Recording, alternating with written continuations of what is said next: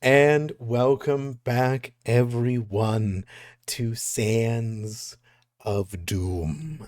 Session 3. So quick, so fierce. I'm very excited for us to jump into tonight's session. Just post massive combat as mass blood was spilled within the sands of the cursed wasteland. That being said, I'm incredibly excited for us to jump into tonight. However, I'm curious if there is anybody who wants to throw us in on their recap. I believe two people are fighting for it from what we saw last week. So by all means, going once, going twice. And wow, sold by Angelique. Raptors want to fight for. I imagine you guys are going to alternate. We'll find out. That is the wrong thing to play. There we go. All you, I've got go like ahead. I've got like plus 96 on my side. All right.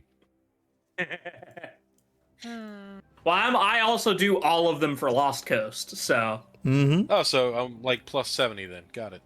yeah.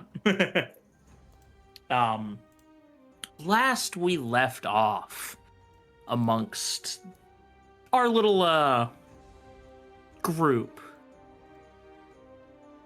we on one end snuck into and on another walked into this makeshift camp of what we found to be tieflings and beastfolk. Not just beastfolk, but tieflings. Tieflings, as Zorano noticed, of Kirat, as they had weaponry and some insignias from the militia. Saying that Rumbolt was no longer here, that he was promised to somewhere else in the sky, and that he was taken by a creature of stone. We all, Cora shouting out to return her father, initiated the combat. A long and bloody combat, as much of the blood was spilled into the cursed red sand. Even as evidented by a harpy who stopped to speak to Rahima and warn of spilling more blood in the sand, right before Angelique excavated the skull with a bullet of said harpy. Finishing off the combat, we found that one of the cultists was actually married to one of the scholars that was taken. She explained the situation, that scholars were taken, but that really Rumbold was the target for some greater purpose that he was promised, and that during the combat they called themselves Dreamers of the Whispers. She released the prisoners, and as we interrogated the cultist, she said that the lizard man, Seas Snakes, his name was, used an amber substance that Rahima and Cora identified as something called Heka, a primarily powerful substance, as it is a substance that Cora's armor can use in some fashion to instantly seal Cora's wounds. And if somebody else is using the same substance, then we might have a problem. As we began to pick up the pieces, so to speak, overhead, storm clouds and sand begun to kick up and rise up in an impromptu sandstorm, and Callista, being very superstitious, asked that we leave. But before we could leave, the cultists that we killed rise from the spot that they die, as the sands resurrect them to take our blood and spill it instead of theirs. And that is where we left off. Absolutely.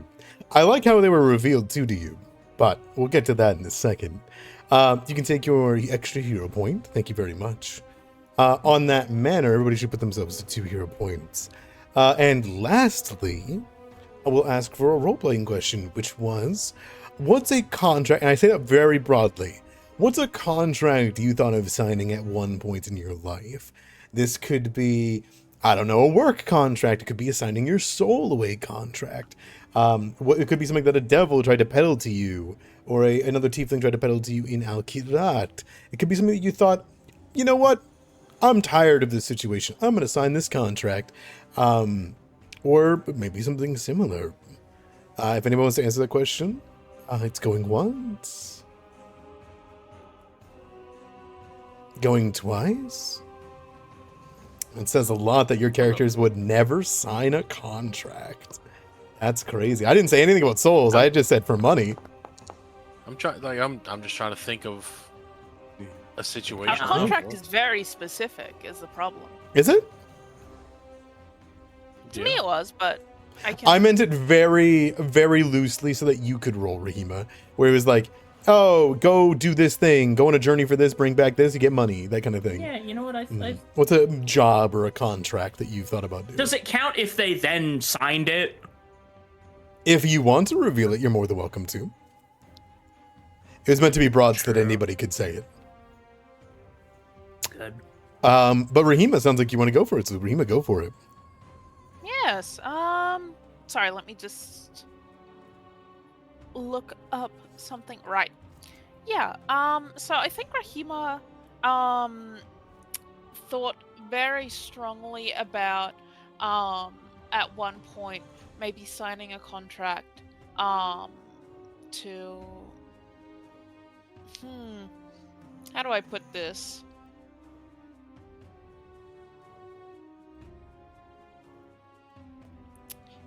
I'm so sorry, Adamera. Who's like the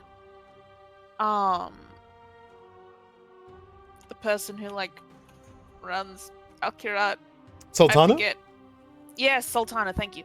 Had at one point thought very strongly about signing a contract with the Sultana. Ended up not doing it. Very interesting. Are you willing to reveal why or what job for, or just keeping that close to your chest? Yeah, I'll say it, or I'll say it.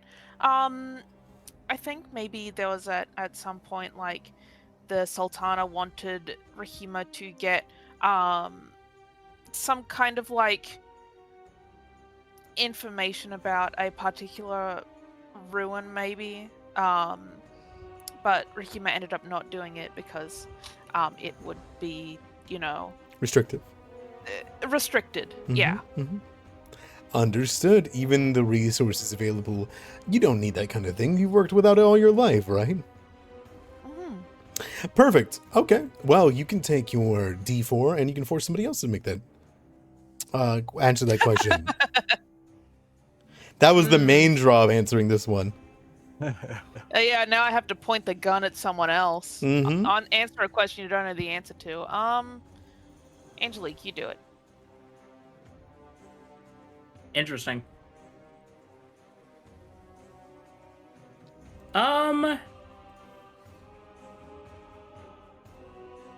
to figure out how to word this. Uh-huh.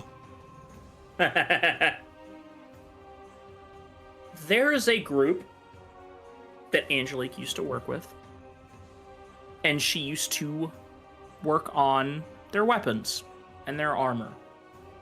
And I believe the contract that was proffered was room and board in exchange for your services. And she took it because, I mean, when you're only 8 or 9, you kind of take what you can get. Absolutely. Actually, 7 was the age, excuse me. Who offers a contract to a 7-year-old, right? Come on, guys. Yeah. What piece of shit would do that? What piece of shits would do that? Anyways, let's jump back into the session, shall we? How interesting. And don't worry, Rahima, I think everybody could have answered something. It was that everyone wants to keep their stuff close to their chest. Yeah. You got that weapon to point at this is people. True. I forgot. It's all good. All right, let's hop back to it, shall we? So the last time that we were within the encampment, you were here before the Anubian obelisk, this great object of ancient power that perhaps many of you have wondered what use they could have if they've stood literally all this time, and even the red sand would not crawl upon the shrine's bedazzled body part of this weird teal and blue inscriptions down below, the worked stone below it, and then the flowing upwards, the hieroglyphs. Clearly this obelisk is so rare and so well taken care of that likely no tomb raiders or tieflings or people in Kirat know of his existence, at least none that would profit from it. Things haven't been excavated, broken down. The statues have been left in their deformed state rather than being broken down and shipped back to Kirat for study at the Anubian College. And instead, it is this object of reverence with a table close by with a sacrificial dagger with wax candles clearly brought in by, you recognize those of you from Kirat, like, those are candles I could buy at the bazaar. I've seen that person, somebody shout to sell them. The only 3 bodies that are left as the dim glow of the Anubian obelisk lowers is sea snakes and 2 cultists who were fighting Orano close by. Their bodies were clearly dragged by Callista deeper into the stone to keep the red sand from it. Such a mercy was not given to the other corpses, and though the red sand is thin in many areas, especially where you are standing because the stone edifice is close by, it has piled to the point at which it is drudging to get through. And now, as the whipping sands and almost whispers as a presence filled the area just as you had decided it was time to leave, you have the supplies that Callista has literally taken a full chest and just backpacked it, swinging it over her back with leather straps. You can see that the coiled whisper cultist who is with her husband is clutching close by, as she even seems afraid, though she is part of this encampment. And the greater monitor lizard that you guys are afraid that was holding onto sea snake's amber chunks of this so-called Heka has been let out and is now flowing and like hissing backwards as Ignis, you had let out this great, if you'd like to describe to me this great heal for everyone before you left. It would have been, he had like gathered himself and took a big breath and then somehow expelled enough greenish breath smoke that you would be like, how the heck does that little thing produce that much? And he would have pointed his head straight down and had it blast in every direction and just send a wave of white healing onto people to seal some wounds and keep them going, you know? As much as it mended them, you would watch as it flowed down across, all of your wounds being mended and healed that needed it. But more importantly, you heard something crack underneath the sands. As not but a few feet away, Ignis, a hand that was reaching up and the head of the tieflings that you had just killed. You notice their skin, muscles, anything that would belie who they were, any facial features, any denotation of their status, their life, their wants, have been pulled away so quickly that their rust-bleached skeleton is reaching up with a weapon to grab at this monitor lizard.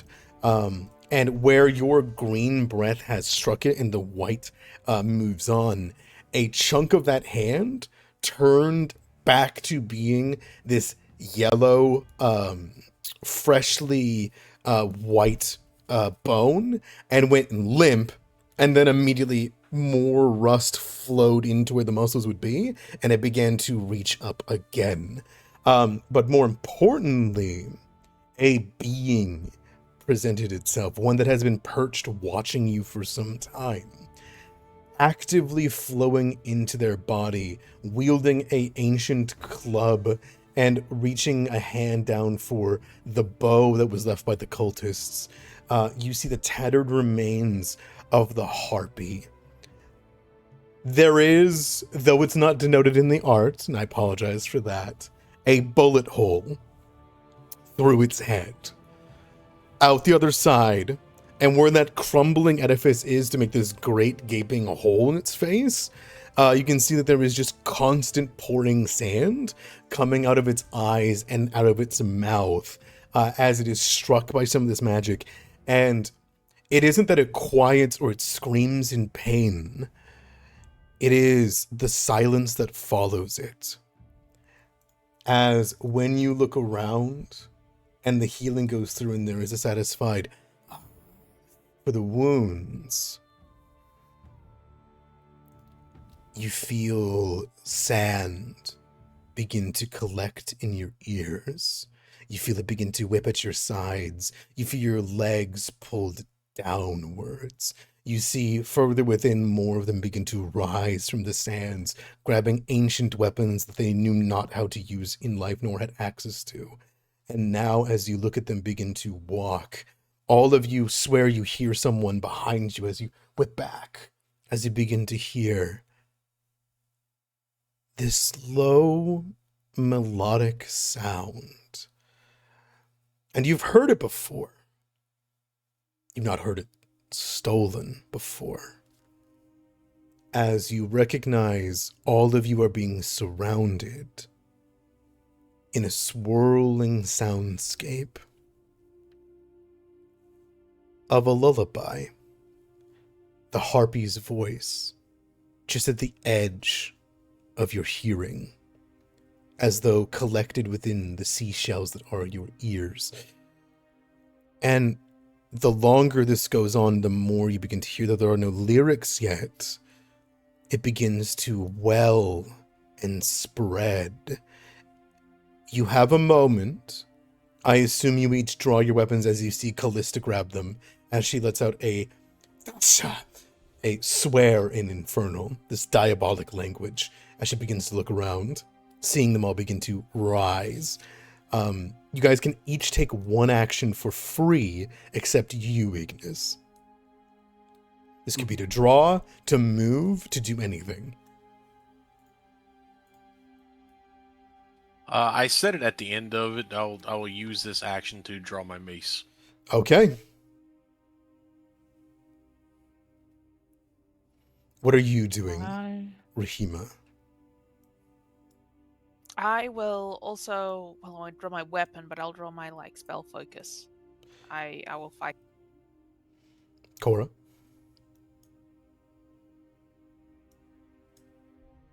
I'll draw my weapon. Okay. And what about you, Angelique? I usually get to do it for free, but she'll reach up into her coat and draw ebony with... You'll get the other for free. Oh yeah, she will.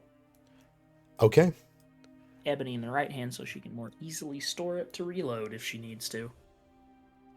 Everyone notices as you finish drawing your weapons, grasping the steel, feeling the warmth of magic through your weaponry and whatnot, as the whispers begin to grow, as they all begin to rise silently, save this voice coming from the harpy skeleton echoing around all of you. As the cultists begin to step back, you hear one of them let a and you see the one begin to lean and they grab onto each other. And as you look down, those of you with the presence of mind to try to move your legs immediately realize that quietly and without feeling, your legs have become up to the knees, consumed by the red sand. Everything will be difficult terrain in this combat. And we'll roll initiative. Oh no! Ouch.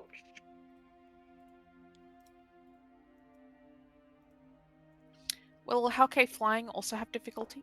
No. Okay.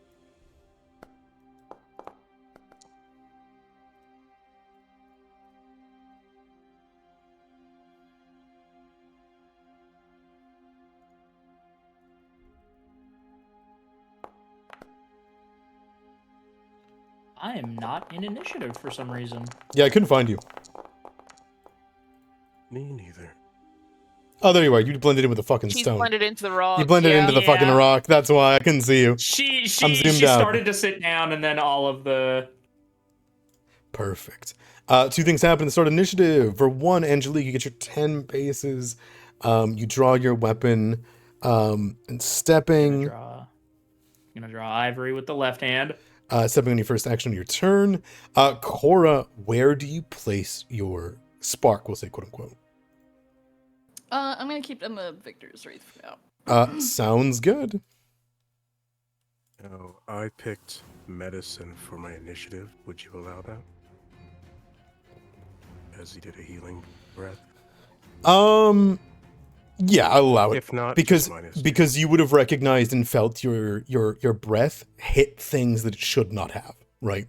I will note, you look, both the harpy and the one beside you have both taken damage. Gotcha.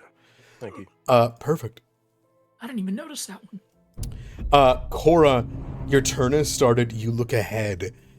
Immediately you can see that this skeleton is reaching up silently and is going for the monitor lizard, who's beginning to back up in a panic. Not on my fucking watch. Hmm. You leave my new lizard son alone. I'm gonna hit it. Back. That's a hit. Yippee! Whack. All right, 8 damage. You stab into it, and yet again, you see it is difficult to find any purchase on it. Called on the rib cage, the shoulders, and whatnot. But you've immediately bloodied it with your attack, mixed with the heal. And then I'm gonna hit it. That's a second hit. Whack. Despite its resistances, describe to me how you destroy the skeleton before it can even rise fully out of the ground. How do you dispel the rust from it? I imagine Cora would take her halberd and just kind of like poke the eye sockets and just yeet the skull away from the lizard. Excellent. Absolutely not. Absolutely not. You scour through it, take that blade out, you pop it, and as it breaks from the spinal cord, you see the spinal cord goes flowing with it, and the head goes flying, and it rattles besides the other bodies here. And Cora, when you look down, you can see, snaking like tendrils, there is a long line of red sand that's starting to go across the stone between the cracks. Oh, hell no. Can I use my last action to disrupt it somehow? Yeah, what do you think it would look like, or what are you trying to use? Like a weapon, or are you trying to use like a tool or magic to try to like sever that link between them? Yeah, I imagine in the moment, since she's already got her weapon drawn and just like not knowing a better option, she would take like the flat of the blade and just kind of like sweep it over the line. There's a Kind of like break the, yeah. and there's sparks that fly, right? And you notice that the back end of it, the longer reaching one, goes dead. And then you'd watch as across your blade, the front pile, the one closer to the actual mass of sand, begins to crawl over it with like almost a hand-like motion, and then connect to it and continue to move. You stopped it for one extra turn, but it is starting to continue to move. And that'll be your 3 actions. Rahima. Rahima will glance longingly back at the obelisk, but then back at the battlefield. Shit, we need to move. And then she will go. Oh wait, it's difficult terrain. So would I get 10 feet? It is 10 feet of movement for every space where you are standing, yes. As you have to pull your legs through. With every step, you feel something grab you deeper and deeper still. Right, okay. Then I will use... that's 50 feet, 50 feet. Okay. Oh, slashing gust is 60. What am I talking about? I will slashing gust up to the harpy skeleton. Sure, that makes sense for me. It's still saying that it's max thing, but Okay. And that's just at the end of your reach, but that's fine. It's at max thing? cover. It said You that it had can cover in it. you can remove that whenever that happens, if you need to. Just as a warning. I forgot to. I just realized that. It's all good. A 25 does hit the skeleton. Excellent. Okay, it takes 7 damage, and you would note that it only takes 2, as it leaves like this small remark on it and breaks a bone. Alrighty. That'll be my turn. All right, Ignis. Oh, sorry. Okay, we'll fly ahead with his independent action. Sure.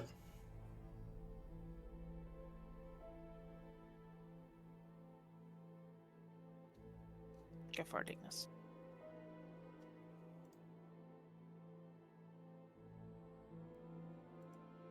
He will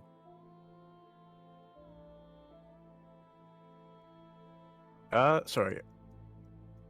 He will put his little arms up and close his eyes and do a tiny prayer, and then from anyone standing behind him, the back of his cloak gets like a glowing pentagram that slowly begins to appear, and he'll cast benediction on him.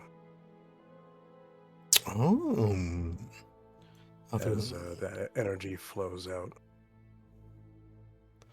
All right, that'll be a bonus +1 to AC. Very nice. And then he will take flight. And you ignore for the duration of take flight the difficult terrain. He will move right here. It was up to like your chest as you're being like dragged down into it, and you're able to reach up and it pulls at various body parts. You flick your claw down and slash it, bite at some of it before you land onto the rock and stone, and you can see more of it begin to crawl up towards you. I'd say that if anyone was looking at him, normally where he's normally calm and emotionless, he looked really panicked. But that should be his turn. Orano. Neat. You know, I forgot I can be in people's spaces. Yep.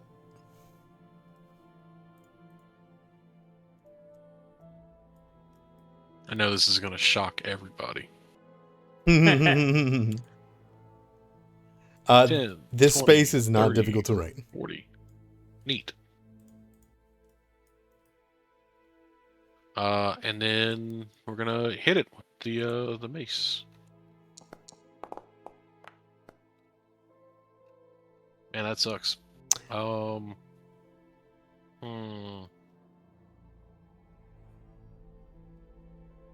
I don't like that pace. I'm gonna use a hero point to reroll that. Okay. Orano, you come around the corner and you just immediately begin to swing. You clouder this creature's head as you crush the skeleton of the tiefling cultist. You can see that you recognize the clothing from the one that you were fighting that was stabbing you in the back. You deal 12 damage and crush its skull and shatter the bones, and they get decorated across this area here and they disappear. To your right, Orano, you see up on this cliff where you had seen one of them, right? It was a thin veneer of red sand up there. It's not a pile of it because it's rock, right? You would just see out of the corner of your eye the head of the woman who was up there that got the rock thrown at her head get dragged off the side of the plateau and then disappear into the red sand. You do not think that it has stopped or it is stopping. Yeah. And then from here, having seen everything, doing his job, trying to draw them all in, trying to create a lane to leave with, does not want the harpy to harry anyone else, so you will taunt it. Sure. Come on, I'll put you back in the ground. Okay. It just is swiveling its head around, and that sound, that music, It doesn't look like it's coming from her in particular anymore, but it definitely is surrounding the area. Callista begins to look around and she says, "This is not a fight we win. We have to go." And she like flips the blade in her hands, ready for it. She takes your kind of note, and she is going to look ahead at the skeletons over here, and she is going to have to lose a lot of movement, but she's going to have to use it. So she's going to stride 30 feet, 50 feet in 2 actions, which goes down to only be 25 feet in 2 actions to get beside you, Orano. And then she is going to stride again to go only 10 more feet to get within movement range of these two. As she rushes into the fray to catch these two to the side, she is then going to, you'll notice, grab this one, and she is going to throw it to the side. She's going to make a reposition, which will succeed, and she will toss it over here to clear more space. This harpy skeleton immediately begins to heal. What damage has been done to it with the slashing gust begins to heal over the wounds. She then cocks the head, and you hear the voice go silent. She hears you, Orano, make this literal taunt, and you watch it completely ignore you. It will instead fly to here, being buffeted by wings completely made from sand, and you would watch as the air itself begins to spin around it, and it begins to flow into people's faces. And it will then stare down, unhinge its jaw. The wing sand will flow into its ribcage, into its face, and it will speak. And those sands in your ears begin to grate on your eardrums, and you would watch as it lets out a voice. It doesn't come necessarily from the harpy, but it definitely is heard by everyone in front of it as it says, "Ashes and dust." And when it does so, it is a 30-foot cone,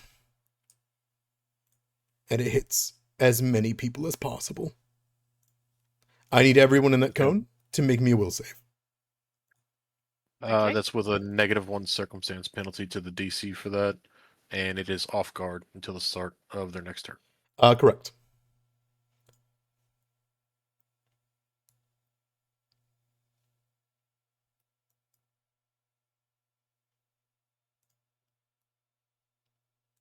Okay. Rahima, you're the one that needs to roll on that end. Yeah, you got it. Sorry. Oof, natural that's 20. okay. Good to see. Good to see. I wonder. I did roll from Smart. Rahima's sheet, so Yeah, I'm just thinking it's smart. I think it would move to do this. No, the most people would be right there. Not there.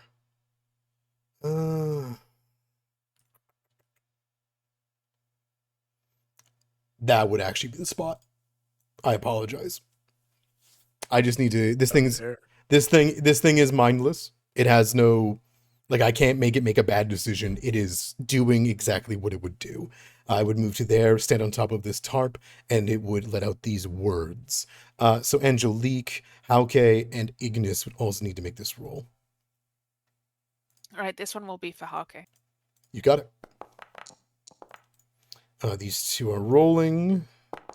Oof. Is that with the -1 applied to that? Does that factor in? I will go back through and look at them. Okay, I cool. forgot Yeah, to click on it. I'm re-rolling mine. The 17 will get you out of being in a critical failure. I'll reroll. Sure.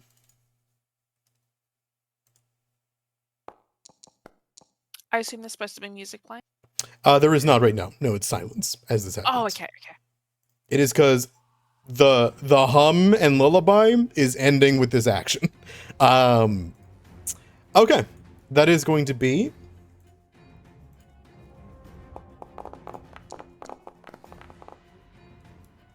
20 damage. So the commoners, the scholars, these two down here take 40 damage and instantly die. You watch as the sand hears the shriek of the harpy, and then Jesus Christ. a huge arm and secondary torso, not from the harpy, but as though calling it, reaches up from the ground, grabs their entire body, consumes them in sand, and pulls them underneath. You'd see a second one look over, and instead of resisting it, you just see the scholars look over up towards it, and you hear them say, ashes and dust. And they let themselves get pulled under and disappear.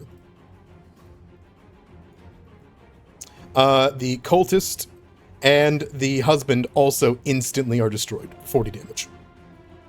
All of them immediately die and are dragged underneath the red sands. And you see one of their hands reaching up as they grab towards each other and they speak these words. As their hands interlink in skeletal motion, you see the hand and flesh stripped of flesh and are beginning to immediately turn into the red rust skeletons that you've been fighting. Now, Ignis, you failed. You're going to take 20 mental damage. Angelique, you took a failure. You're going to take 20 mental damage. And Hauke got a failure, will take 20 damage. Hauke is instantly, with the word, you watch as the sands reach up and like a jagged spear consume Hauke, and nothing's there anymore as a dread hits you, Rahima. What does it look like whenever you lose sight and feeling of Hauke? Whenever Hauke dies violently, Rahima lets out like a scream as if something else, as if like that same pain has happened to her, like she also died. And you can see on her body like these openly weeping, like red wounds in the same places that Hauke died, but if you actually were to look at them, they're completely superficial. Excellent. And where you would watch as bones and blood would happen, is there anything that comes out of Hauke when Hauke is consumed by the sands? There is flesh and blood in Hauke. However, once it strips away to the bone, there's nothing after that. Just sort of like a blue spirit sort of rises up out of it and escapes the sand's hold. Sounds good to me. All right. The harpy skeleton has used its 3 actions. For those of you that failed, let me go back through. Ignis, from the experience and hearing those words, you are also frightened 1, and as is Angelique. God dang. What does that do in this setting? So frightened basically makes everything about you 1 level lower. Your to hits 1 level lower, your AC's 1 level lower, your skill checks are 1 level lower. The only thing it doesn't affect is the damage numbers that you deal. So what it does, however, do is leave at the end of your next turn automatically. Okay. You can have multiple stacks of frighten though. For example, if you critically failed this, you would have had 2 stacks of frighten. Okay. The harpy skeleton just sits there as sand pours out of its face, and it slowly begins to look around, and you watch as its eyes look towards the group of bodies over here. And that is where it will end its turn. The monitor lizard sees exploding hands and like faces in the sand consume multiple people. It runs. It runs as fast as it can towards the entrance. Digging through the difficult terrain. It has what's called a lurching charge that it will do. So it's going to stride twice. It has its own sudden charge, by the way. Let's go.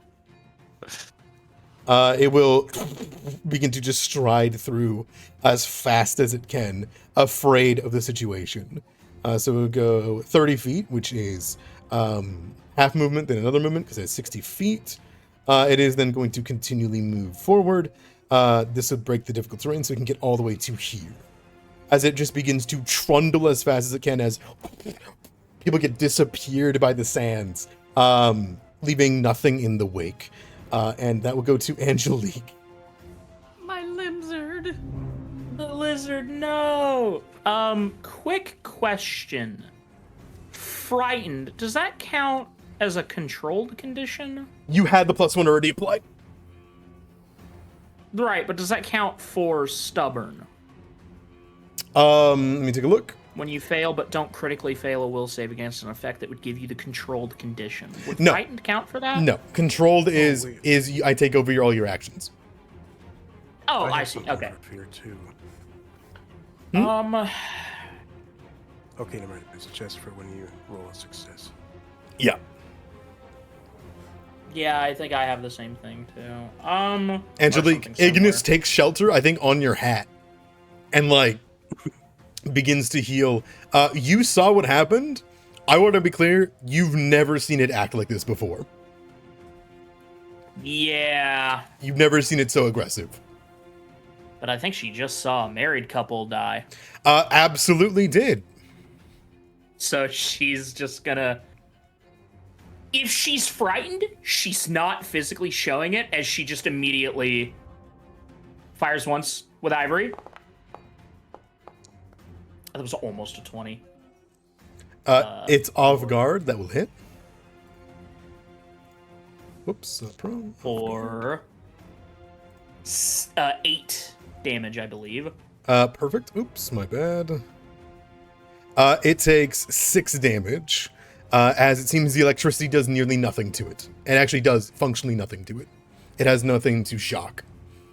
It's still barely injured then. He takes the 6 damage. This thing looks leagues stronger than the tiefling skeletons.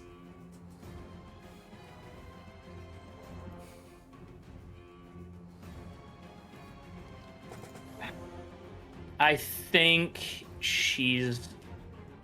the fact that it did barely anything will snap her out of whatever trance she was just in. Lean back, I guess, to Ignis and go, we gotta go now.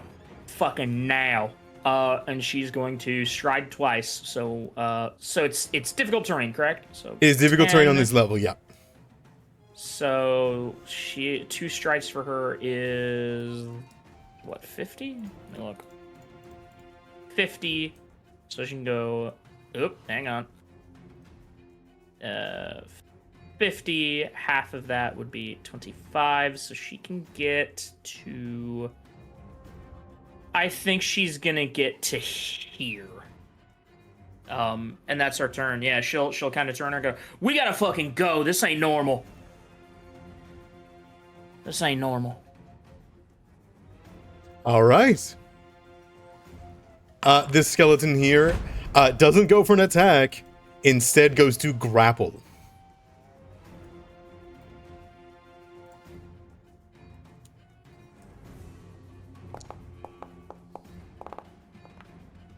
And instead is just going to be knocked prone and punched down by Callista and says, you think? And will have it thrown onto the ground. It will then sit there and try to swing at her from the ground. Try to cause blood to spill. Miss. Miss. She looks back and yells, don't let them touch you. Don't let any of the rust touch you. If you bleed, the ground will grab you. This one will also hold its arms forward and try to instead just fully cause the bleed condition.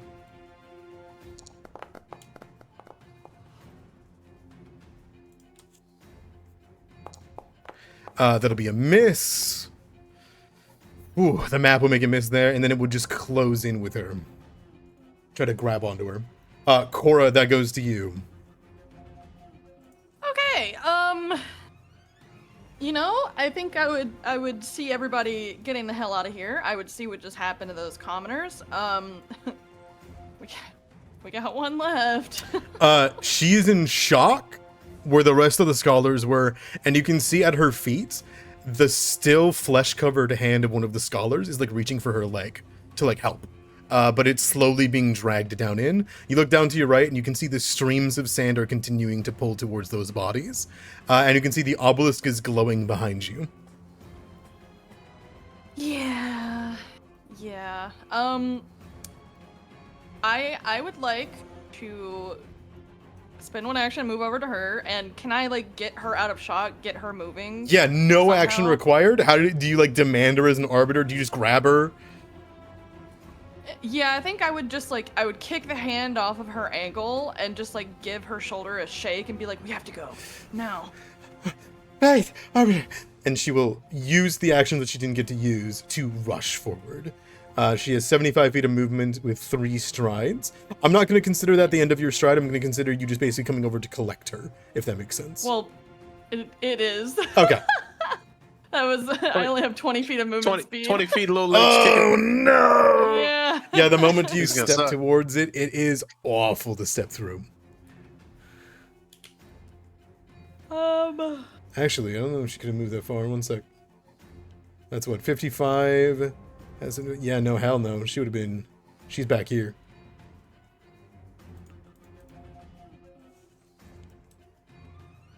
Alright, well, and then with the rest of my movement, I can, fuck, I can go right here.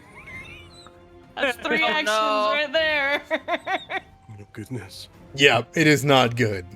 Okay. Rahima, even you can tell Rahima, this thing will catch you. You have the bird's eye view literally of this. You feel the pain in your body. You can see in the distance, now that we're on the second turn, you look down and you can watch as there's movement under your feet. You look down the way and you can see further along, there are, turning the corner, another skeleton of rust beginning to step into line of sight. Do you see it way down the way? And you can see bodies begin to get... This one over here, which is on the top, you saw him get killed. He's getting dragged off the side over here to be turned as well. You're a very smart person. You've also played with the Wasteland a lot. You haven't done it with this many people. You haven't seen this much bloodshed in one area, and so you've never seen anything like this. I'm going to tell you this right now. You don't think you'll make it out of here, even if you ran with everybody at full speed. Something will catch you. This will only get worse. You need some kind of wild card. You need an ace up the sleeve. What would you like to think of? I'm just saying this because you're somebody who survived the Wasteland. Right. You've- I think. Oh, pardon. Sorry. I'm just saying you've been funneled into a choke point. Right. I think Rahima will, upon trying to bundle herself up with her poncho, trying to stop these like ever weeping wounds. She'll realize this. She'll turn back to the obelisk. Do I have her car, or did Cora take it? I believe I took it, right? I believe you have it, yeah. Yeah.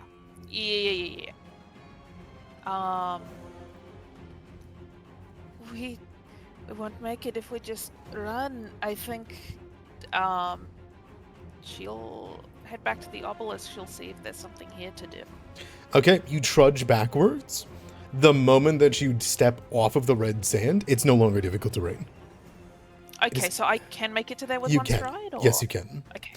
You look up at the Anubian ruins, you see these hieroglyphs begin to flash, and you bring this forward. Give me a recall knowledge check as you look at it. I will.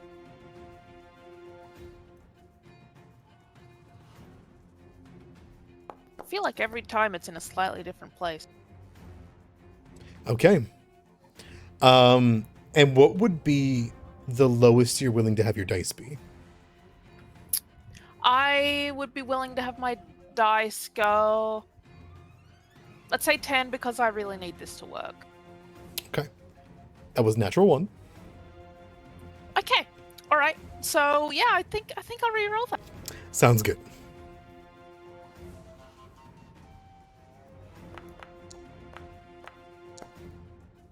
Okay. Take that. Okay.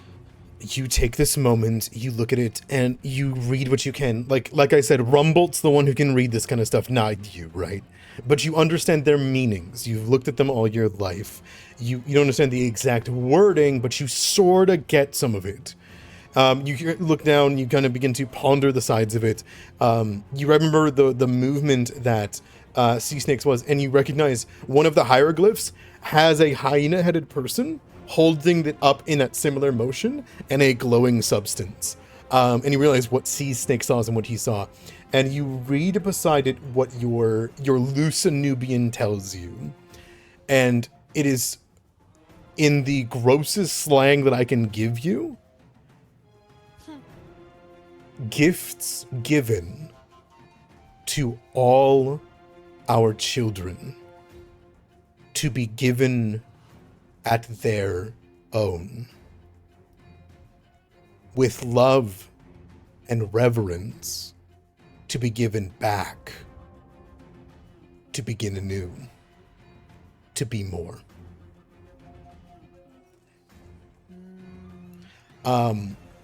You believe that this Haka can be given to the obelisk. Rahima will mournfully take out the Haka, knowing that we won't make it out of here otherwise. She will offer it up. How much?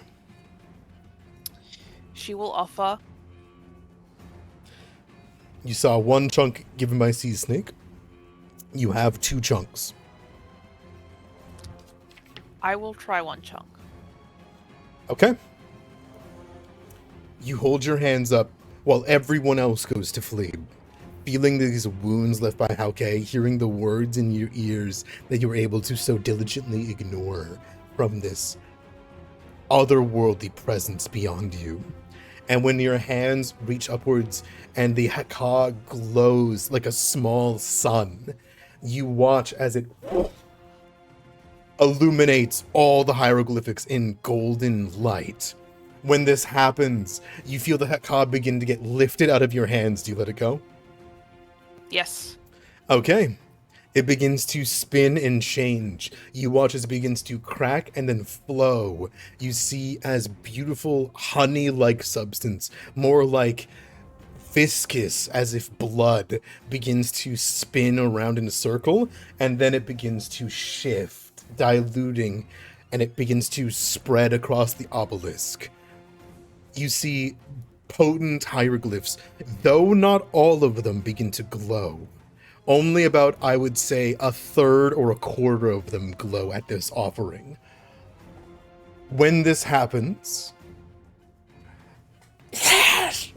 a flowing light reverberates from the obelisk and back to you. When it strikes you, it washes through your person, and you feel this light around you. The sand on the ground begins to disapparate, or at the very least let go of you far quicker, as if rejected or phobic. It then flows downwards through the sands, directed. All of you who are running, likely many of you do not look back. If many of you do, you would even see from your distance in like Callista, there's a light that fills the entirety of the encampment, right? It's very clear something's happening. For these that turn around and look back, you see flowing downwards, unearthing the red sand. The lights of all of the eyed statues begin to light up as a jackal-headed beings brought into some amount of existence. When this happens, you would watch as all of the red sand in front of it goes null. The skeletons in front of Callista, in the eyes of this one over here, are rid of the red sand and fall to a corpse into the sand, and you would watch as up here where Cora, you know there is another statue. This other one also falls back into a corpse.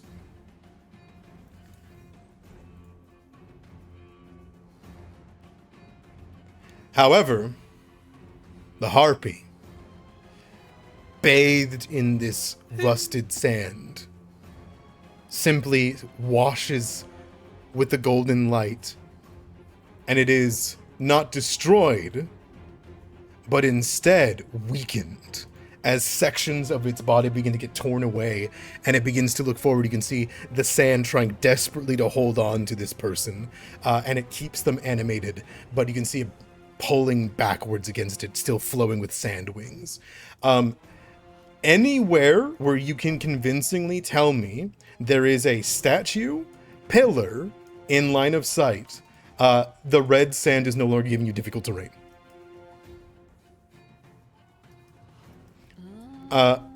Rahima, that is your second action and third action, if that's okay. That's completely fine. I figured. And you feel protected, and you do not feel as though this protection will leave you in a short amount of time. Ignis, it goes to you. So, I can perform actions and such? It's not like You- I have to run? Or... It's just a -1 to the actions themselves, doesn't actually do anything. Okay, I'm first going to use battle medicine on myself. Very wise. And you use up the guidance I was given last session. Which would give a +1, which would get rid of the -1, right? Yeah, it should be a tick that you have that you can put on whenever you do the battle medicine. And it will register that you used it, and then it will remove it from you. Shoot. Yeah, just do a treat wounds on yourself. If you target yourself, it works. It's funny. I don't think I can... how do I do that? Oh, I see it. You just click on yourself and then target. Yeah, Yeah, press I'll T. turn off the fright and that'll equal it. Perfect.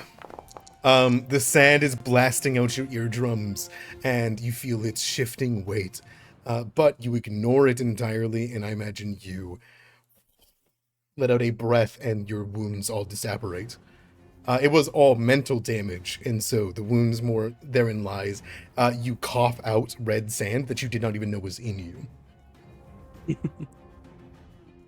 And then he'll stay put because he knows maybe needs to keep his benediction going just in case. You could sustain it to increase its size, I believe. I'm going to instead attack. Oh, perfect. He's gonna point up at the harpy and use his hellfire, right? Oh, hell yeah. Literally, hell yeah. Channeling a well-less spring of energy, Cora, you watch as a familiar light that only you see in the deepest parts of the church of Asmodeus well up, and then a small rift lets out a lash. It's not like a breath in that way. I believe it's more like a beam that goes across the wall, right? I'll reroll. Sounds good. Hell yeah. Hell yeah. Yeah. Yay! And that's Jeez. Huge roll. With a beam of energy, it sticks to the wall and sticks to the ground and begins to set it on fire. As it denotes, any result other than a critical failure, the ground is also catching on fire, dealing 2d6 fire damage if it ends its turn there. That is important here because you set this thing so alight with 42 damage that it is barely holding itself together, if anyone can finish it off as it's covered in hellfire, kind of glassifying it in this spot, if anyone can finish it off, it will be forced to be in the spot, and it will not get healing on the ground whenever it is dying.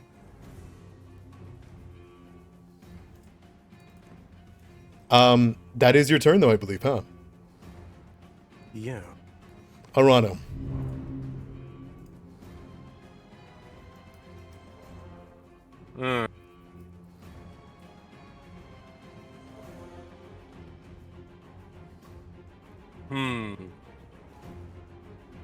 Alright.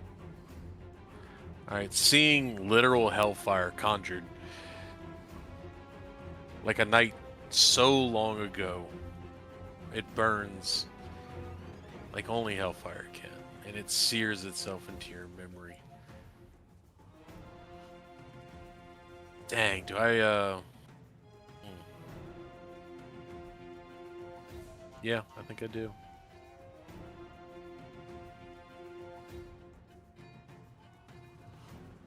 I think I'm going to draw a javelin.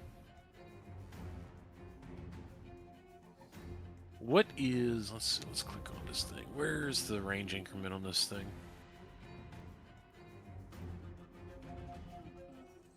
Increment on javelins is 30 feet.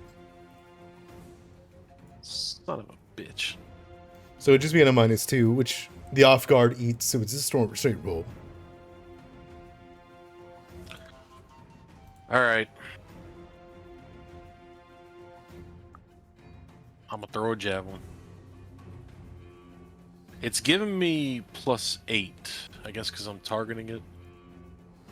Yeah, that looks like it. Okay.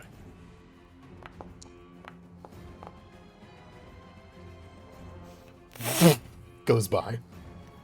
Is that within a D4? It is within a D4, yes.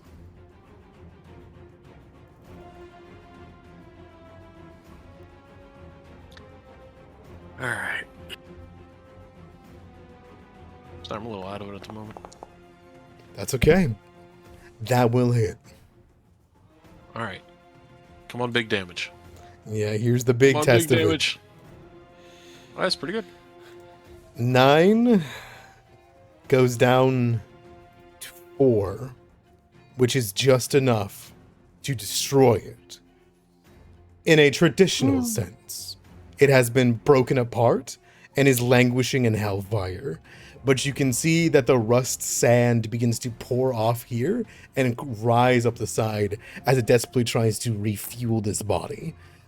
You feel as though it's not down for good, but you've pinned it down with a javelin in place. It will be burning in the hellfire for at least one more turn. Alright. I will say you also probably noted that these beings are resistant to hellfire. Yes. It just did so much. Yeah.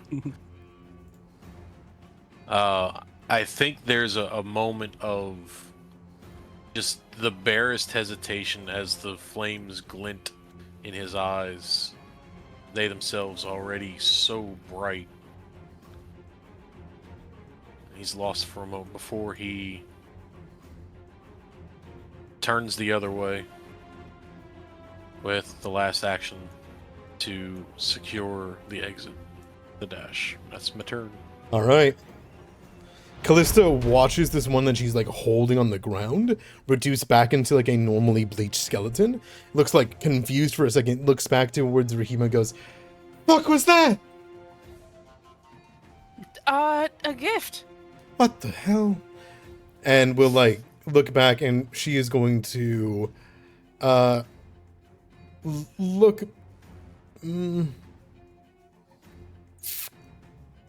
Arano's got the front. It's important for people to have the back end too.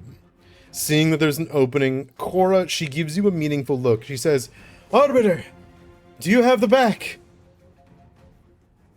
I've got it. Go. She will nod, then giving you trust, and then will rush forward. She would get to here and then pivots. She pivots towards something that she sees behind the pillar. Can't imagine what that might be. You then hear a crushing sound of, like, skeleton. The monitor lizard, don't know what the fuck is going on, goes... just begins to... The horse. Get the fuck out of here. Get. It will rush 90 feet. My lizard. We'll find it. We'll find it again. Saddlebags on its side, running away. Angelique, that goes to you. Yeah, I think almost simultaneously when Callista, it was a simultaneous both of them going, fuck was that? Angelique, there is an unerring stare from this statue as you see deep in the back of its eyes, like a cat in the dark, like reflecting back. This thing's looking at you. It was not looking at you before.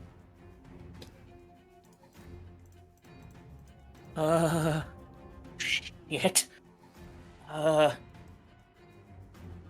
don't think she needs to make an occultism check or a recall knowledge to know why. You can just be afraid of it. Like, that's fine. Shit. Mhm.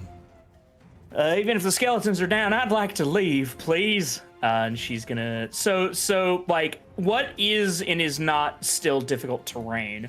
Anywhere that you can justifiably tell me that there is a statue within line of sight is not difficult terrain. The obelisk counts.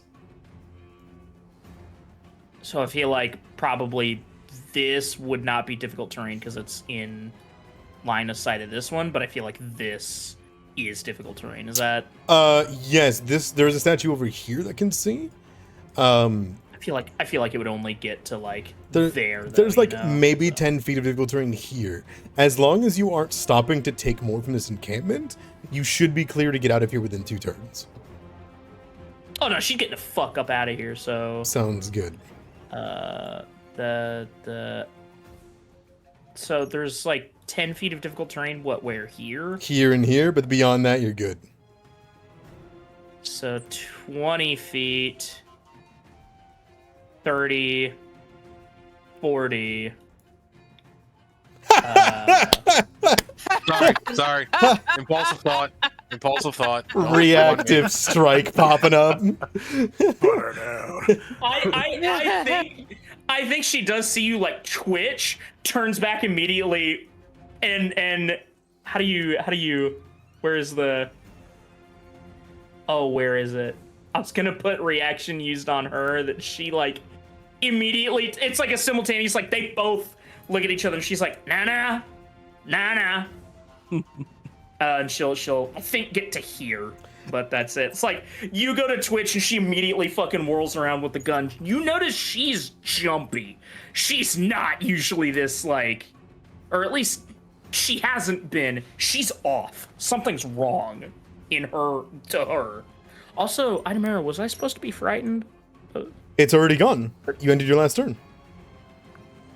Oh, yeah, fair. But yeah, that's... I believe that's my turn. I believe that's as far as I can get, right? Yeah. Yeah. Yeah, it's 35... 20... Yeah. Most skeletons are down.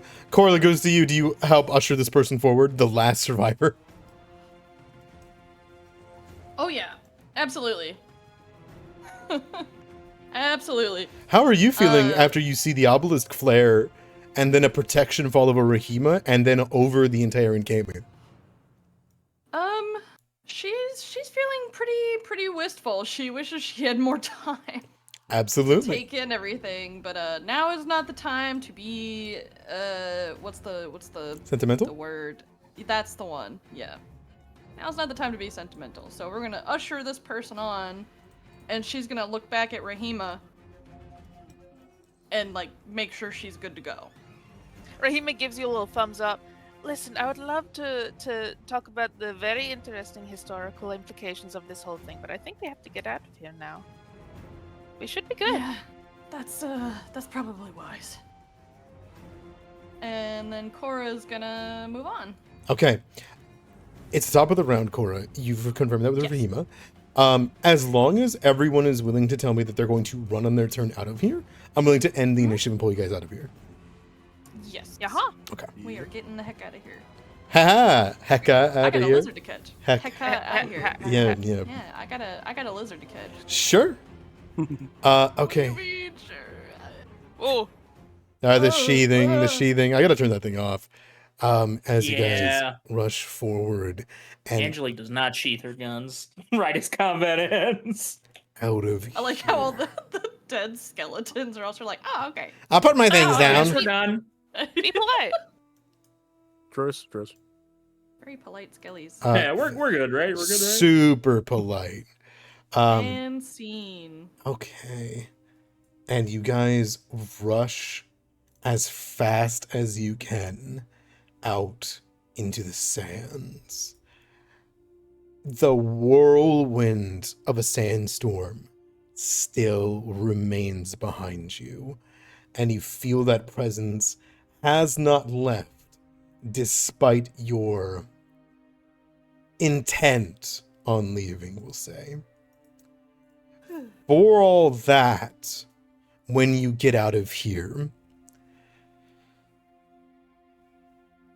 the difficult terrain immediately comes back the second you leave the area, and it hits you as you kind of look back and you can see these ominous shapes of the sand moving over and blocking the sky above it, before it begins to dissipate and encroach inside of it. That voice beginning to leave in the back of your head, and the scholar rushing back. You see the monitor lizard moving as fast as it can, but it is a beast in the cursed wastelands, and the beasts of the cursed wastelands know that they are not safe. Any one of you guys can give me a commanded animal to have it come back to you guys, because it is a trained animal. I will. Rahima, help! That's all. Oh, it's only giving me Hauke, so I think I'll have to go to the landing page real quick. Okay, my apologies. All good. Yeah, got the same. Weird.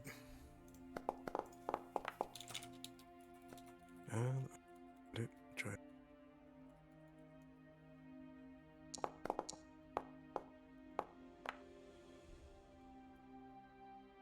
Rahima, Ignis, more than enough between the two of you. As you guys whistle over, kind of bearing some safety, Rahima, you see it double back using its tail, like whipping through the sand, and then like rush back over with its saddlebags. As it rushes back towards you, Cora, Rahima, and the group, it like is whipping around with its neck, flicking its tongue out in every direction, like, where's the threat? What's going on? It like peeps over your guys' heads as it's doing so. But it seems to be trusting you guys in this moment, that you guys are the safest spot to be in. And though you are not safe, and you can feel with every time that you let your legs go still for more than 10 seconds, you feel your boots completely covered, and then it reaches up to your knees before you have to like pull your leg out. And you guys are here in the wasteland, only about like an hour or two out from the caravan that was attacked. What do you guys do? What do you guys say? What's everyone looking like? Right now, Rahima, the wounds on her are still like ever flowing, but they're glowing gold right now, like luminous.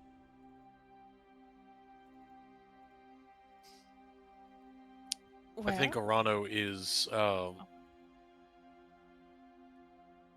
kind of hurting everyone along, especially Ignis, and is constantly scanning backwards and forward in the sky, looking for more harpies, looking for any sign of anything from the air, regardless of how thick the sandstorm is. Over your heads, the sandstorm is non-existent. Oh, okay, I misunderstood. It's okay.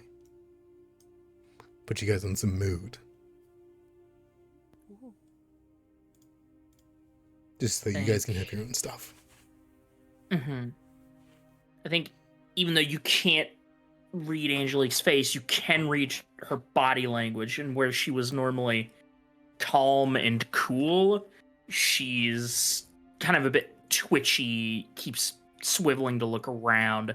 She has not holstered her guns. Was this? She's like, Oh, pardon. Sorry. go on. I was gonna say, was this clearly like precipitated by the statues lighting up, or was this like after the sandstorm like truly hit? Which parts? Oh, are you talking to Angelique? I apologize. Continue. Yes. Sorry. Yeah, her Oh, being which part? like, Her being twitchy and like anxious. I think it's two-part. It was after she saw the married couple get sucked into the sand, and then it was also, you probably saw her like stop and stare up at the like jackal-headed statue. You probably, but what's interesting is that you saw her like angry after the married couple, and then scared after staring at the statue. I'll sense motive there, if you don't mind. Sure. I can do anything.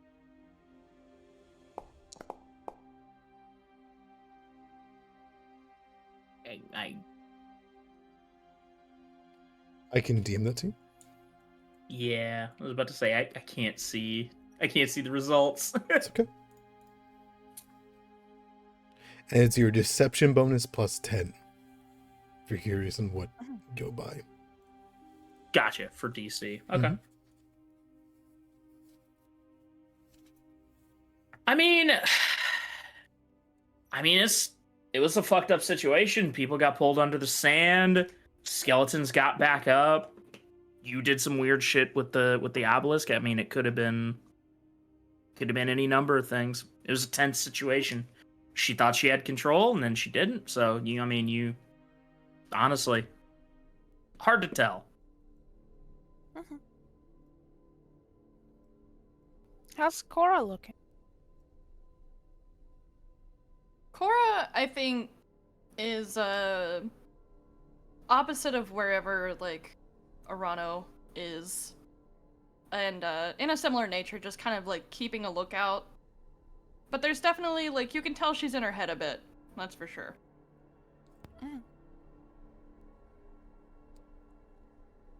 Alyssa's doing that thing where she's like walking backwards, but like looking at the sands from the area, and then like looks around and says, "Okay, so for one thing, never seen them work like that except under the dark. You, Rahima? Yes. Have you seen them?" No, I have not. That was very peculiar how they were acting. Okay. That was why I had to double back to the obelisk. We wouldn't have made it out without help. Yeah, they did pull back after that, didn't they? Thank you for doing that. That being said, I know... Now, I don't mean to get arrested here, or anything, and I know, Rahima, you're an expert here as well. Cora narrows her eyes at her. And she says, I know in Kirat we don't kill people, no matter what they do. And I get that these people signed away their citizenship the moment they became doing whatever they were doing. But out here, you let people dry out. You let them starve. Or you kind of like does like a whacking motion. She kind of like gives a look around and says, it's not usually a problem till after dark. So I didn't say anything, but just no blood in the sand, no water in the sand. That's the rules out here. Yeah, I know. I've been out here long enough. That wasn't normal. They ain't supposed to do that shit till night. Kind of holsters both guns. They ain't supposed to act like that till night. Oop. My sheet acted a little funky for a moment. She does. They ain't supposed to do that shit till night. Why the fuck that statue do that? Would I have an inkling of as to why, Adamera? The statues did that, or the That the statues did that. give me a recall knowledge or similar, whatever you like. Right. Sense motive also is a thing. Whatever you prefer. I'll recall knowledge for this right now. Okay. Is it rolling on your screen, or is it? I'm clicking it and nothing's happening. Nothing on my end, no. But you can roll me a d20 if you prefer. Okay. I can see your little thing moving, but beyond that. Okay, so I tried to roll that d20. It didn't appear on my screen. I see it. so- Do a control 5. It's probably going to log you out. I see. Okay. It's what usually happens if not showing you things. Rahima, very new situation to you. However, it appears as though the ancient Nubian structure, whether intentionally or not, had some amount of countermeasures to this aggression of the Red Sands, right? Whether that's Right. because it shouldn't have been moving outside of nighttime like that, or if it was because you offered, or sorry, I apologize, or because that is something that it was designed to do, you do not know. Because you do not know how long this wasteland has been like this, right? That being said, you have no doubt that the cause of it, the cause of safety, was because you offered up Heka to the obelisk and it devoured it, and granted you a blessing. For all those that are looking at Rahima, by the way, and not looking out into the desert for threats or danger back towards the shrine, Rahima has, it's very similar to Ukora, but a little bit different. Every once in a while, there's like a glint in the side of Rahima's eye. You notice that Rahima's eyes have almost this gold to the sclera and irises. Very, very visibly, not like a thing that's hidden or anything like that. Very visibly, Rahima's under the effects of like some gold substance. So, Angelique, to answer your question, though, I mean, I don't think that I could really pinpoint exactly why they did that. However, the Heka means a lot to the Anubians, so they must have been using it to make a sort of countermeasure to the undead, which is very interesting. Right. Yeah, that's what I was. Yeah. Why? You seem perturbed. It was fucking freaky. Was it staring at y'all? I mean, it was looking out. I didn't pay too much close attention to it. Was it looking at you? Hang on.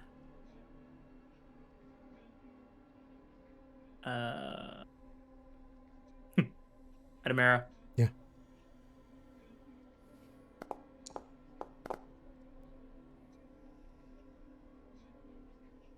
No.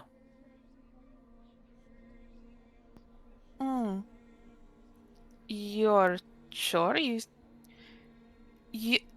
Rahima? be honest, Angelique. Oh, pardon? Rahima, under Asmodeus's grand eye and the 5 pentagrams that are on your back, thanks to Ignis's magic, everyone's aware that bitch is lying.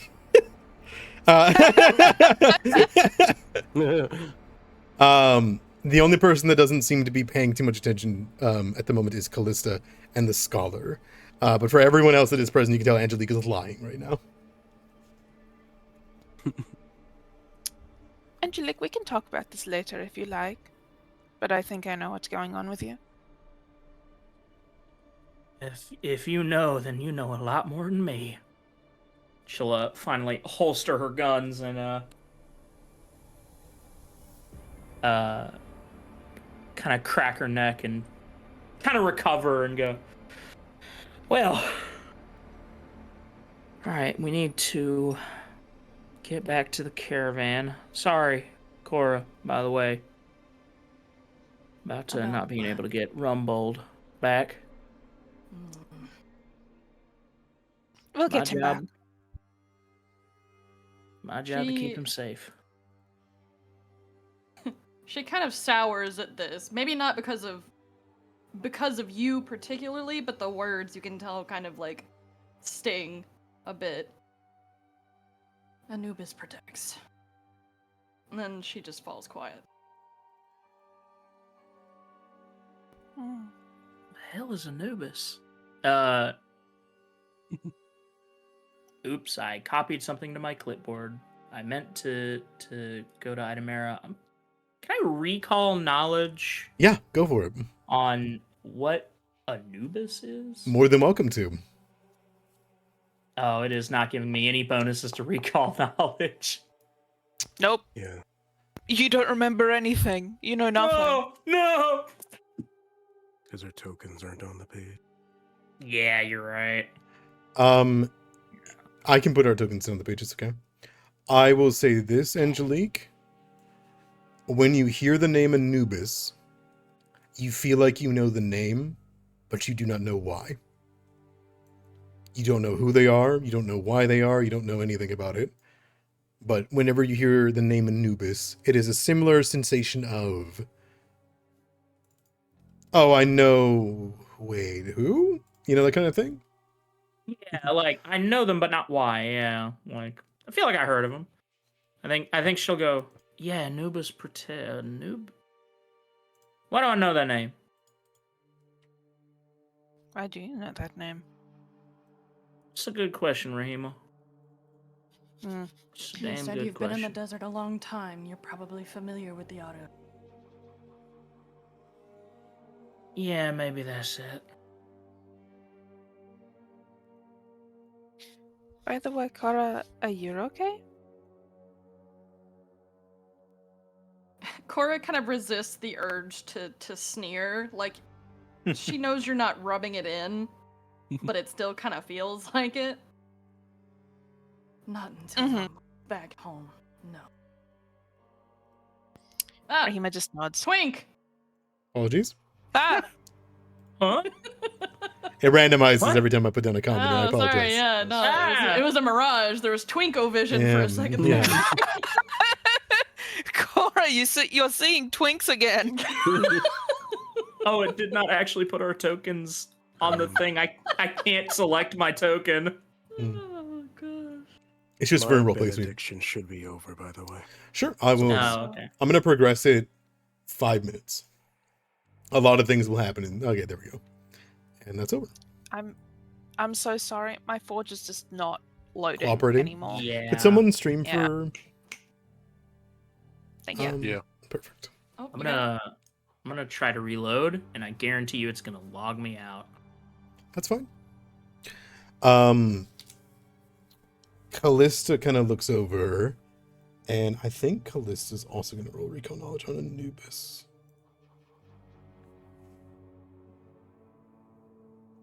Hold on. Thanks, Raptor.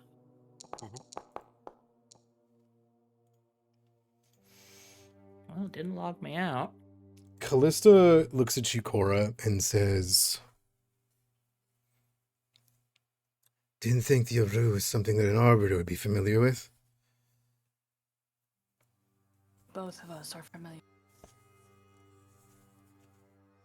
Kind of like gives a pause and says, "Is it something we should be worried about? I thought that it was something to avoid." No. Ah, there we go. She gives a nod. Kind of pulls her leg out of the sand because it got up to her like thigh. Question.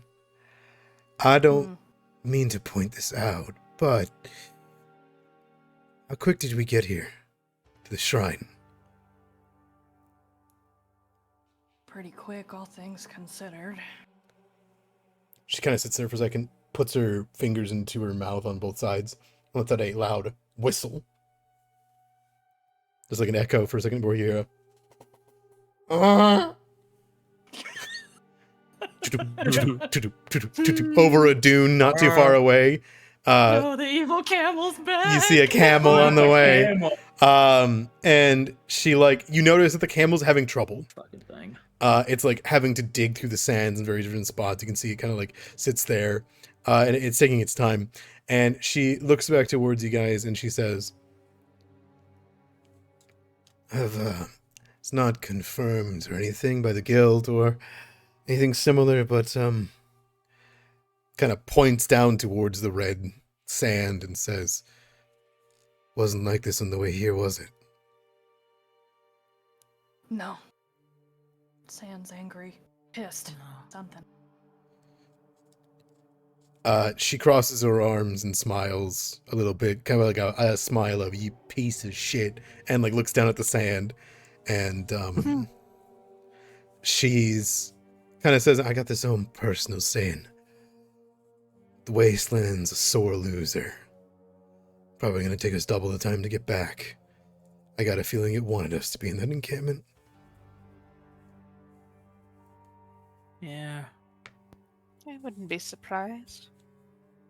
I miss Squirp. Who? Callista looks up. Oh, I thought your thing's name was Hake. oh no, different. My camel. That's your But echo, I, by the way. Pardon? Is that your echo? Okay. Hauke? Yeah. Yes, yes, he is. I'm sorry. How did you know? Oh, one of our guild members, Holgum, he's our bouncer. He's got his echo around a lot. Enough drinks, he'll talk about Oh. anything. I'd love to meet him sometime.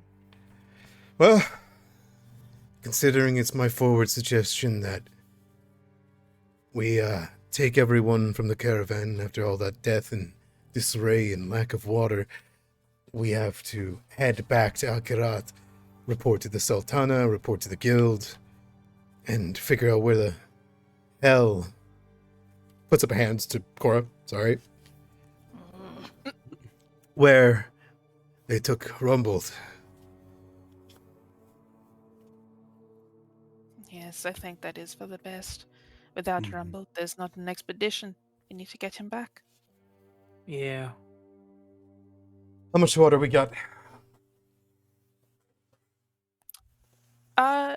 Did we recover any from the encampment item era, or was it just... Callista slings the chest in front of her and like kind of like cracks it open like a big old loot box. That's right.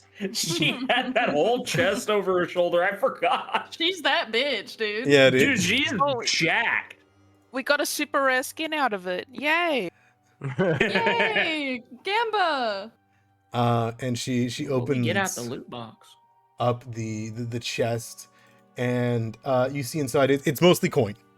Like well over 100 coin, and she's not gonna bother to count that out right now. But she kind of gets through, and she does find pouches. If you can see these bound hide like bags, and she cracks them open with a hand, and you can smell like beef and like food. And then she like sneers, shakes her head. No, just rations. Mostly coin. That's fucking useless. Lit up I mean- the lizard. We do got water skins on us, I think. I got my Yeah. gallon. We just need enough to get back to the caravan. It's not like it's gonna take all day, just a couple hours. But I imagine we're gonna be parched, and we don't want to be parched, pissed, moving, and full of bloodlust. That'll bring the sands on us immediately. This is quite true. So we should all take a moment. I promise you, I know it's superstitious, but if you're feeling particularly angry or particularly wanting to, like him, points at Arano, That's like that, just gonna make this journey all the worse.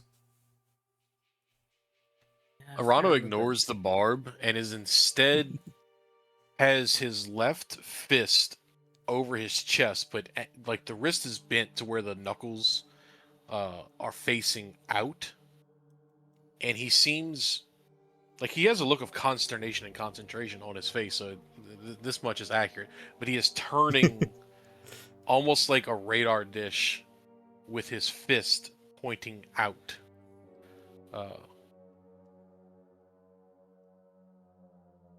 Do I get anything? Did I get anything?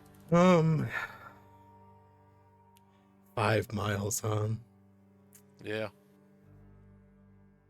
Take a moment. You spin around.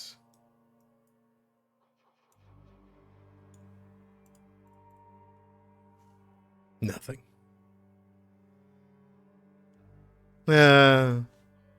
Something. It whisks, it moves, it shifts. Callista kind of sees you doing this, right? And it's odd. You've never had it work like this before. You've never had it begin to, for lack of a better term, it's never been flippant. Interfered with. Yeah. You get a heading because you feel like it's so close. It's not at the edge of the reach. You get the feeling it's the fucking desert doing this to you, right? Mm-hmm. The only thing you can be confident about is that it's north.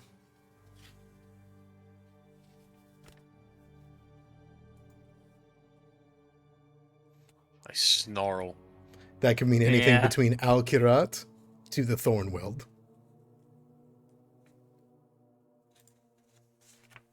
But it's within 5 miles. At this time. You know, Mhm. transporting could be happening right now, but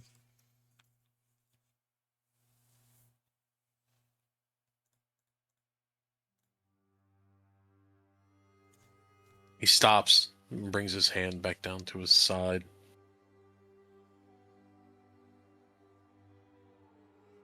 I know a general direction where he's at.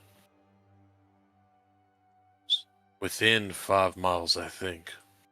But I can't position or pinpoint. The will of the sands is fickle. I turn back and look at the rest of the others.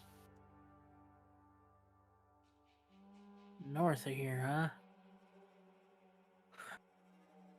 Boy, that's the, all that caldera and shit. Feel familiar, Arano?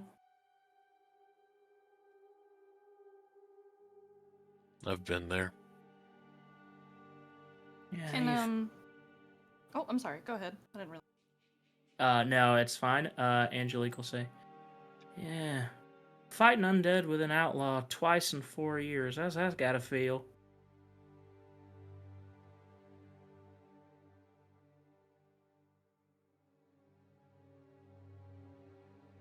I think he lets that wash over him and just holds in a sigh. He's trying to stay in business mode here, and your prods would work most other days. But a big problem has happened. It has.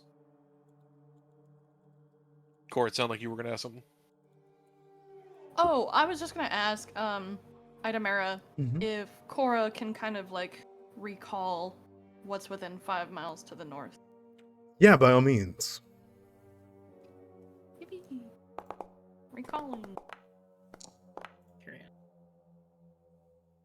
Okay, so that's not good.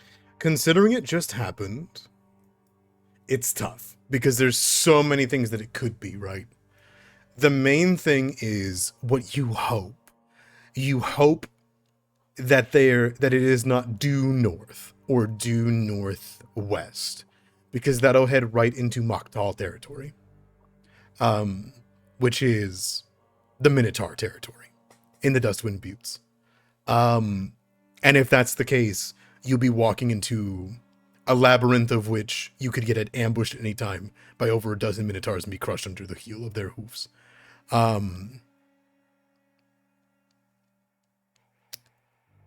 The Mokhtal keep very close guard of this region because it's the Dustwind Buttes. And because of that, you don't actually have much information of what's inside the buttes.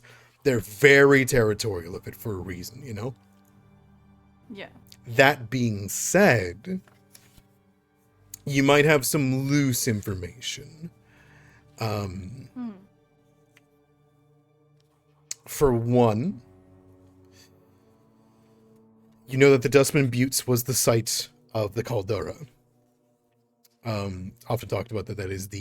That was the ending of the Beast Wars, right? Mm-hmm. It is home to Harpy and Minotaur alike. That's why you're not surprised that the Harpy knew where it was going, that you just fought before it was killed and then brought. Most of the settlements on the Dustman Buttes are actually on the Buttes top itself with Harpies. These days, though. They can relentlessly attack people below them that travel between the Buttes. I think the only thing that you would know is it is expressly more dangerous to move through here right now because over time, fruit and water are so rare here that they've learned in rumors and ideals that they have learned to extract water from blood.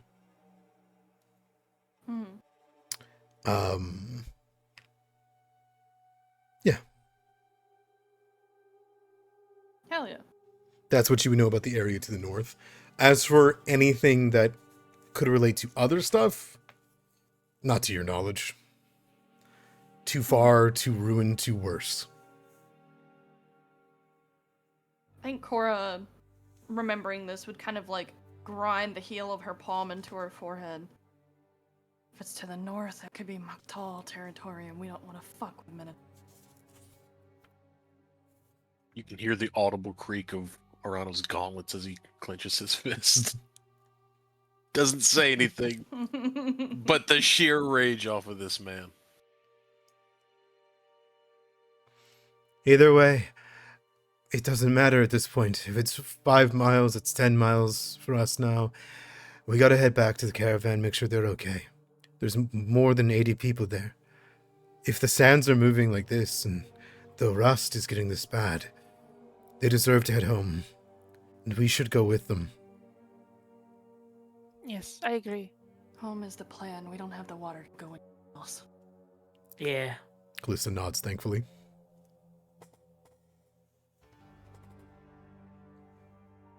Arano, Ignis, you guys say anything about that, or?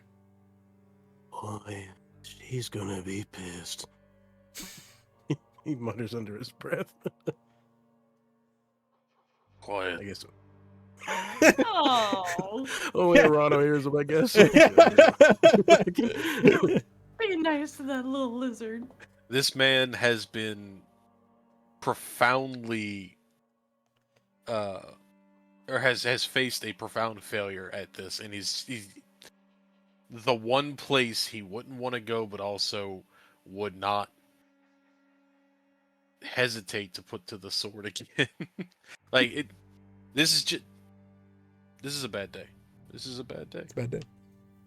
This is all this is.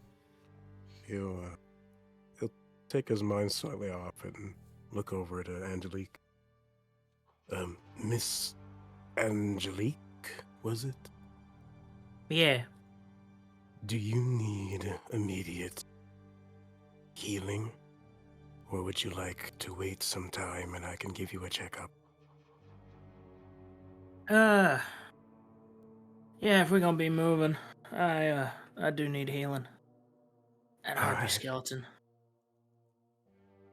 And he'll from where he's perched on Arano's shoulder just open his mouth and blast you. Pew! Pew! Hello? Is it just me? Oh, Oh. hi. You just got mouth blasted, Hi. like, pew! Like a breath weapon from Ignis.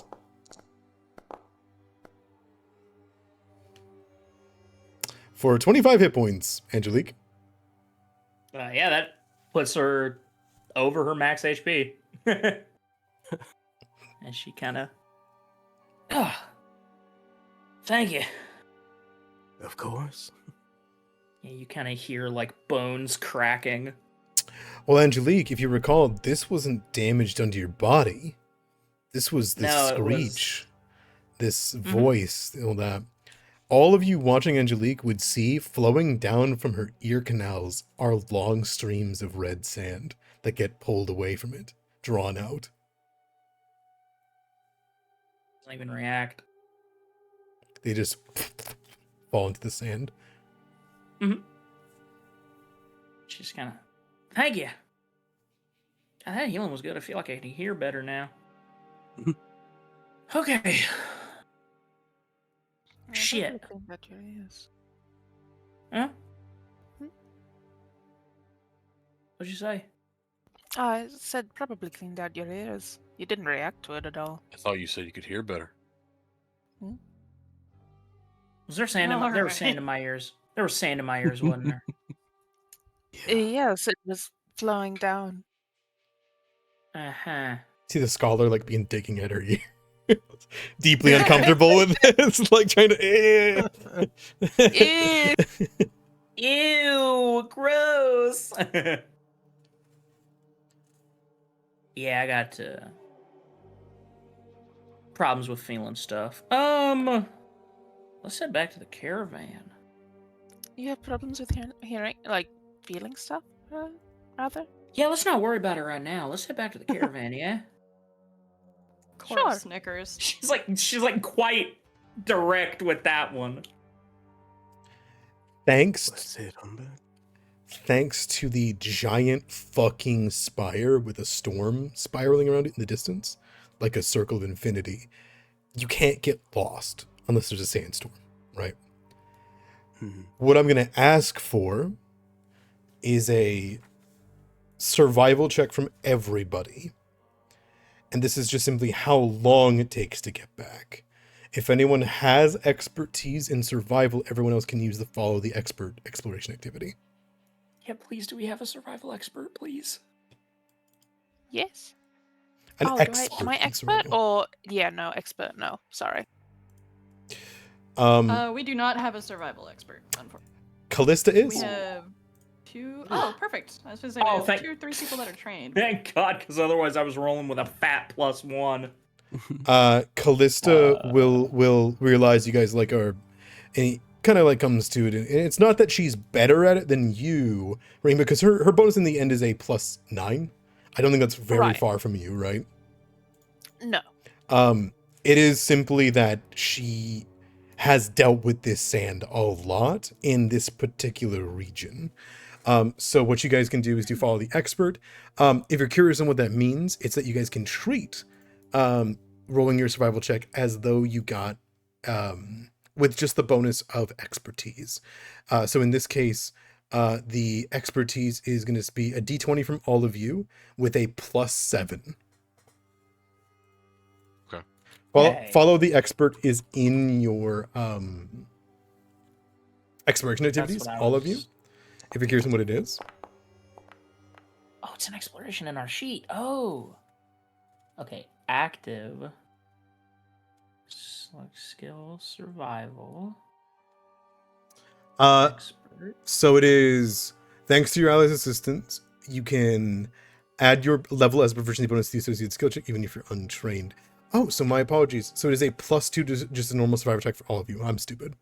It's been a while. Oh, good. So everyone can roll me a survival check. You just get a +2 to it because of Callista.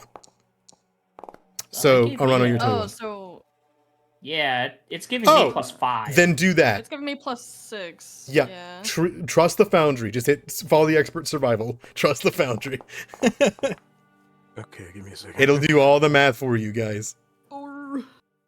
I did do follow the expert and it didn't give me anything. Although I rolled well enough on my own, so it's fine. It's fair. I think because our bonus equals, it might not. Yeah, it might be reading that yeah. you're already fine. Perfect. Callisto, make the roll. Cool. Pretty neat though, huh? Oh, I see Yeah. why it's giving 2 different things. Add your level as proficiency Yeah, bonus, and then the a bonus. circumstance Mhm. of I see. Correct. That's why. It's gonna be the +3, then +2. So it's +5 at this level.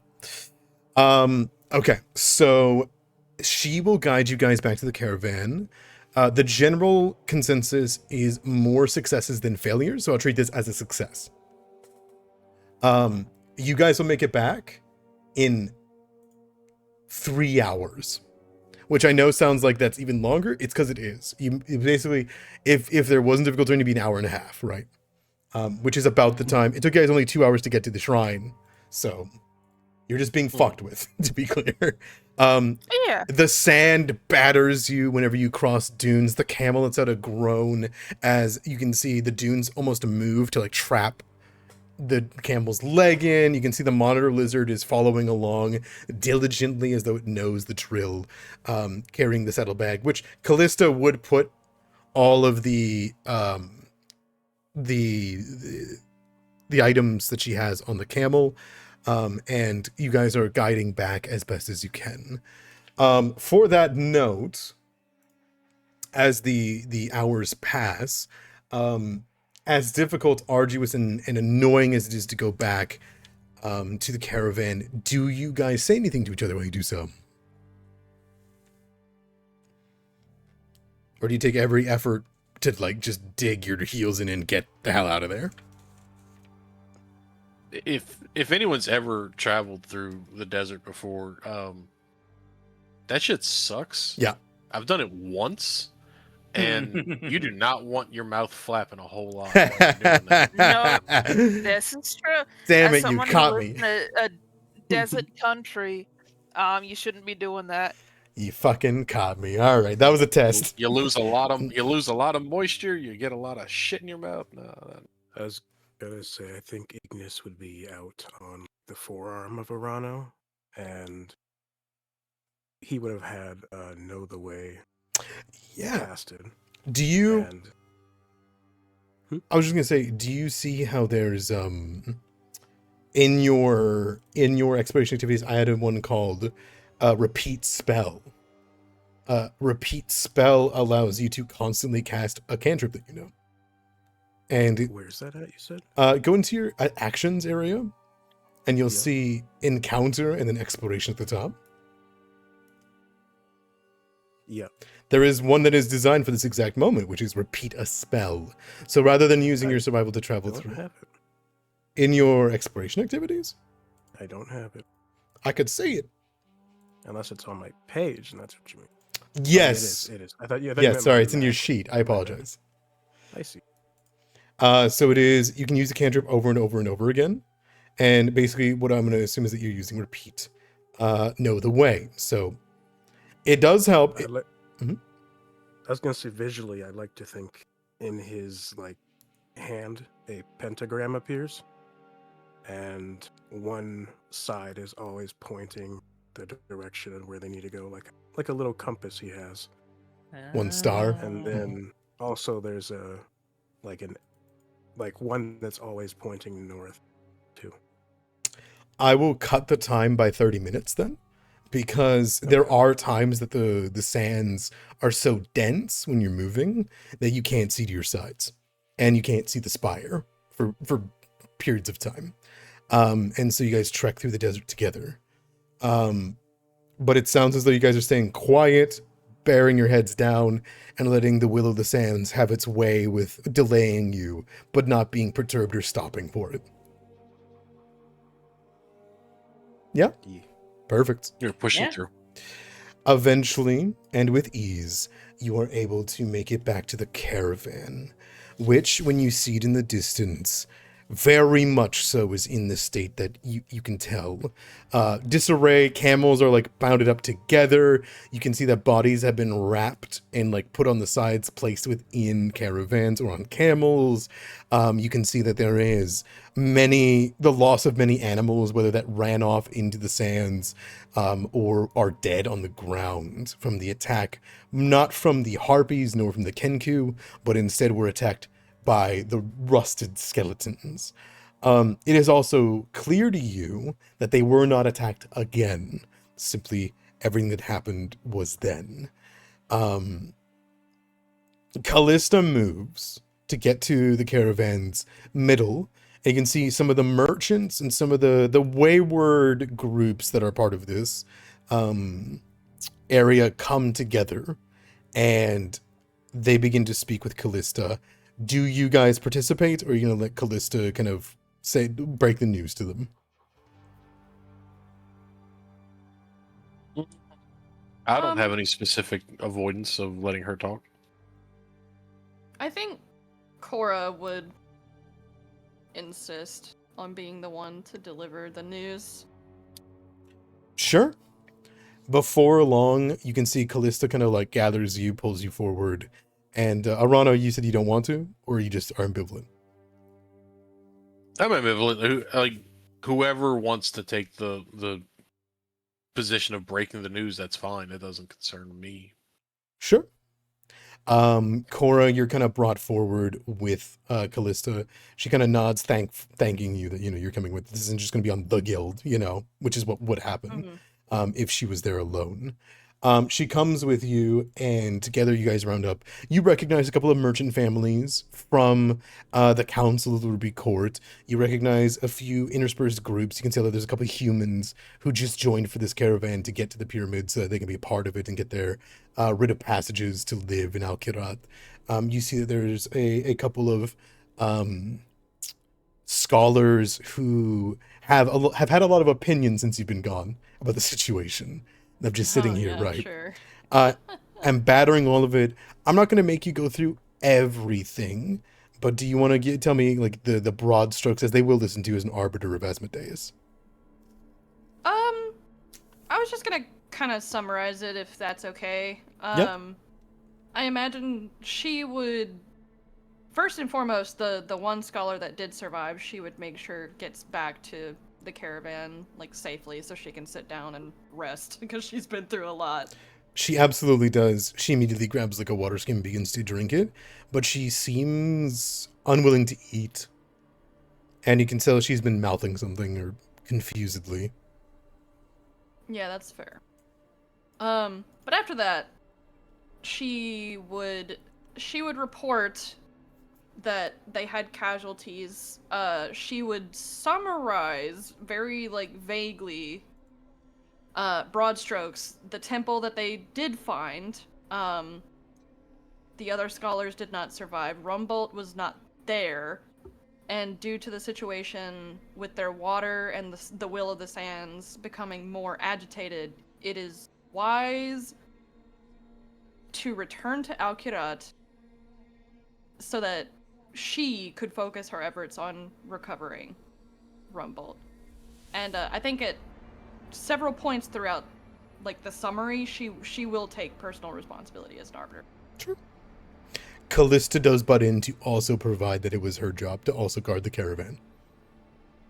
And will inform them that on return, she will meet with Delira Tamira to make sure the guild is reporting to the Sultana and make sure that the guild helps with this endeavor, as Rumbolt is imperative to the expedition.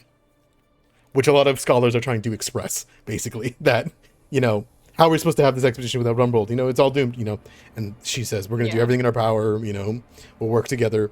Go ahead and give me a general, let's call it either intimidation is fine. You're not actually scaring them. It's just your practice. Actually, I'll let you do a hell. Help? Hell. Roll hell. Oh. Roll hell. Roll a hell. Yeah. Roll a hell. Roll hell? Don't roll. Roll me. hell? Roll for the hell of it. Haha, I understand. Oh. Oh, that's not great. It lowers the DC by 5 just for even using lore, so that's still a success. Oh, yippee. Callista's also helping, so I'll roll for her. For the hell of it? Yeah. Yay. Y'all ready for this? Yeah. She isn't good at mincing words. Hey, look at that! Hey, look at She fails, but she doesn't hurt you. that. Oh. She doesn't hurt your conversation. I get the feeling it would not have gone well if she did this on her own. Yeah, that's fair. There is then someone that kind of pipes up and they say, "What is it then? Are we heading back to Kirat now? Pack things up and get back? It's been 5-hour journey. In 5 hours it'll be dark.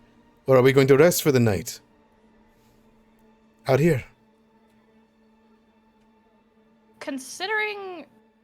Okay, this is more of a question, like GM question. Considering what we just went through, and considering what we know, in my opinion, it would be better to get back, but would Cora as a character know if it's wiser to stay or just hustle it?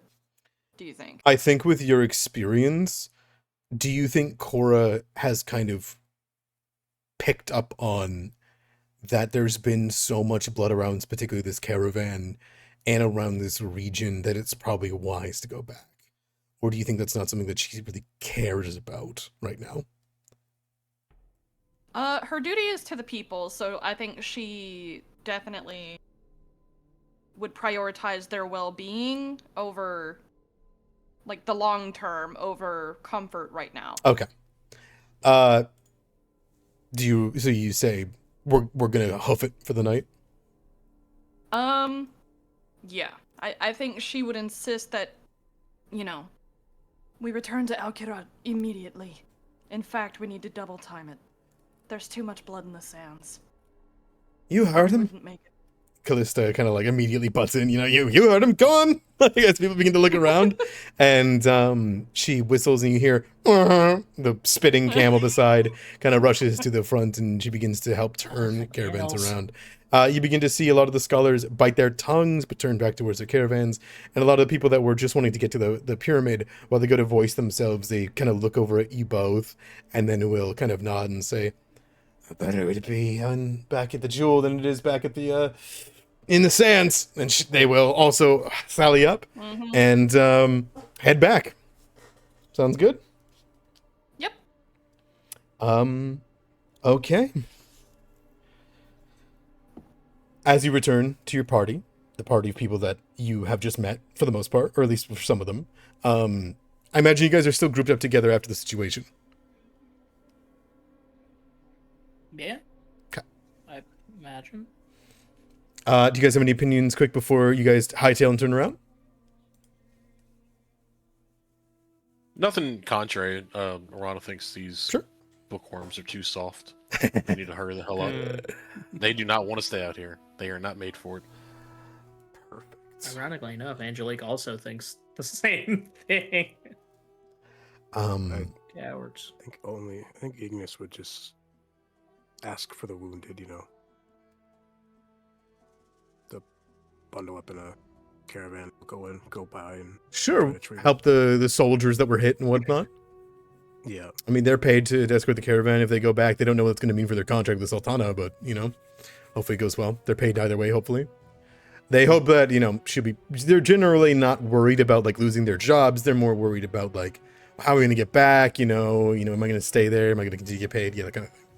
But you sit down, you measure with most of them. Most of them have 2 super pieces to give you, so you don't have to worry about that. Okay. In the end, you guys will turn around on the caravan and head back. Rahima, you lost your echo. You feel odd. I don't think you feel as though you're abandoning it. But how are you feeling? Because this is the big one. This is your expedition. Everyone's turning around and going back to this place that you don't call home. Rahima's feeling a little bit like, first off, it's almost like she's lost a sight. It's not, or like not a sight, I mean a sense is what I meant. Like she's lost this part of herself. Well, not lost, like you said, like she hasn't abandoned it, but Hoke is as much a part of her as like her arms are.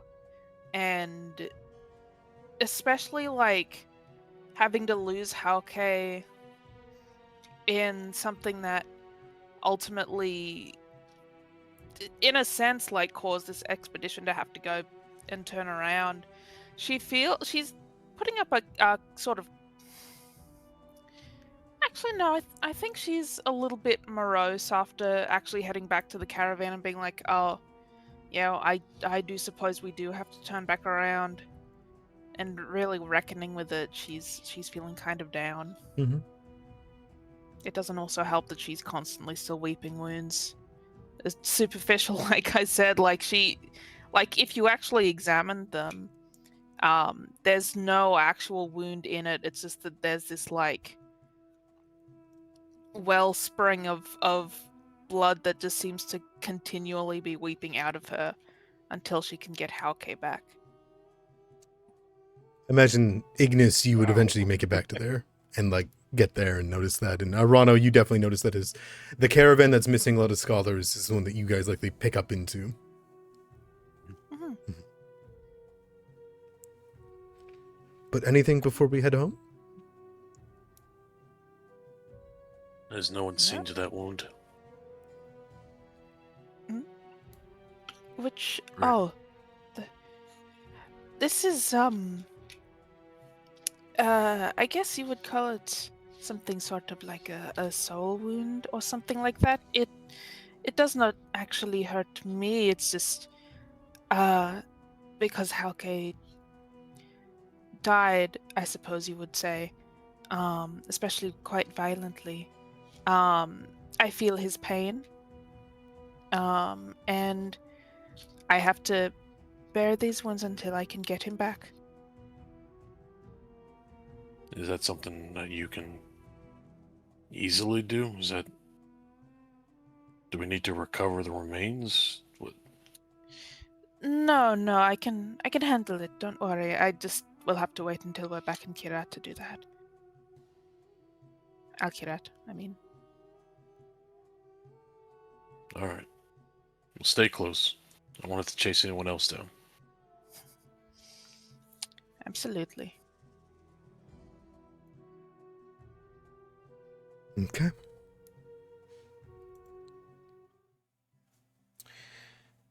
There's no grandiose rolls we have to make because the journey is relatively uneventful.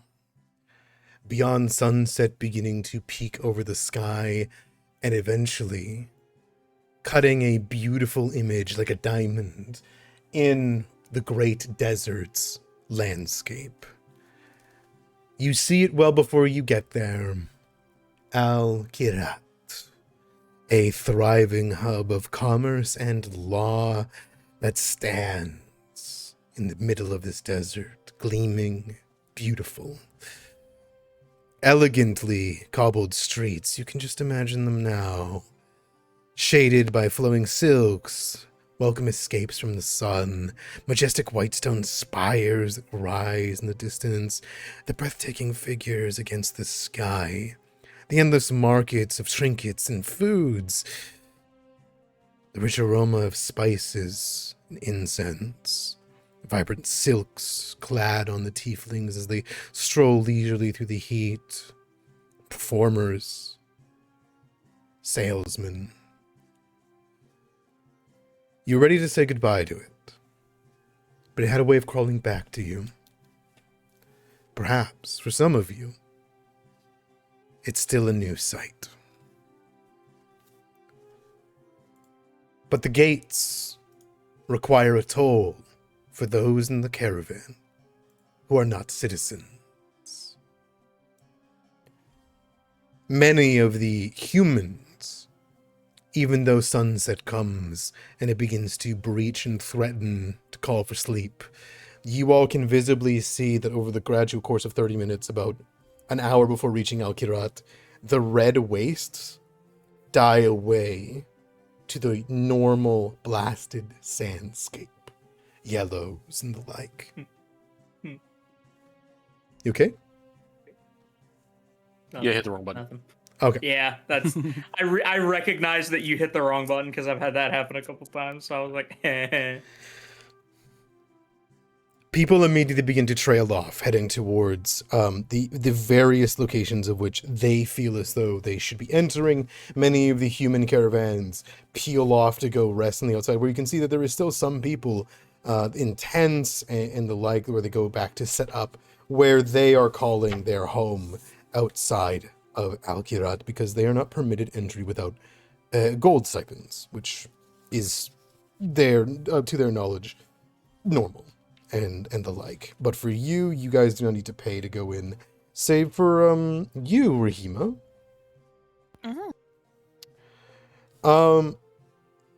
Do you follow the caravan to the Ruby Gate, which is the one displayed in the art here? Or are you guys entering closer to the Colosseum, the Sapphire Gate, the one meant for refugees?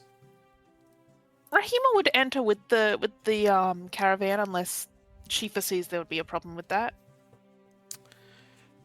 That's fair. It depends on if anybody in this party first takes you under their wing, because you're without Rumbled this time. This is true. Cora Rahima would would personally look lost. pick her Yeah. in. Clinic. I had a voice crack there. Whoops. That's okay. My Okay. clinic is near the Colosseum. I just wanted to extend my gratitude to you all, including Lista. If you need my services, I will give half priced. Oh, thank you, Ignis. That's quite generous of you. Sure. Of course. That extend to the guild, or Maybe one time use. all right. Same do here. I have to go report to the Sultana, and Delira will send a message. I have no doubt that we're all going to be summoned to the Sultana's court within all but a few hours, maybe the morning if we're lucky. But I want to let the Sultana know as soon as possible what's happened, so that she can hire the guild and I can get working on the investigation. I don't know what steps you guys have to go through, but...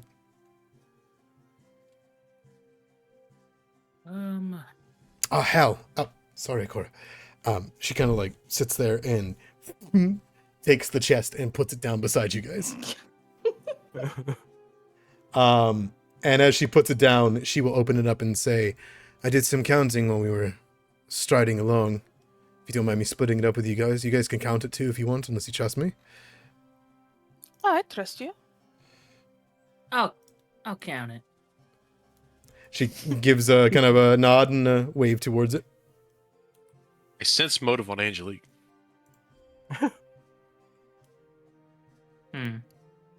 Sure. I love being the target of everybody's ire. It's fun. God, I can't imagine why. Oh, It's not as if Yeah. Definitely not the shady gunslinger who's masked Oh, no, no. actual That's the- shadow. No, this is the intended effect. What'd you say? The gunslinger masked in perpetual shadow. Oh, okay. I thought I heard something else. My bad. I can't select you right now, so Sorry. here, whatever. I'll send it over This is. I said this. This is the intended effect. on why you would be feeling this way. There you go. And it's against my deception plus 10. Yeah.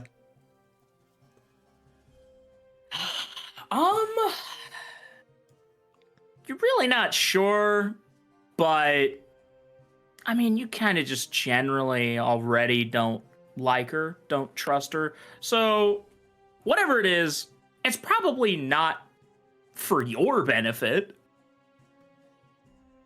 Mm-hmm. I'm just watching you. I got my eye on you. You count out 103 gold, 8 silver, 5 copper, 7 packs of 7 rations. So like quite a few, like over 40 days worth of rations. 30 arrows, 3 kopesh, 3 javelins, and a dagger. Taking her cut out of it, it would be 17 gold, 1 silver, 6 copper. She waves that last, silver and copper. She doesn't really care. So in total, she would be giving you your guys' cut of it is 86 gold, 8 silver, 5 copper, 3 kopesh, 3 javelins, the 7 days of 7 rations, and the arrows.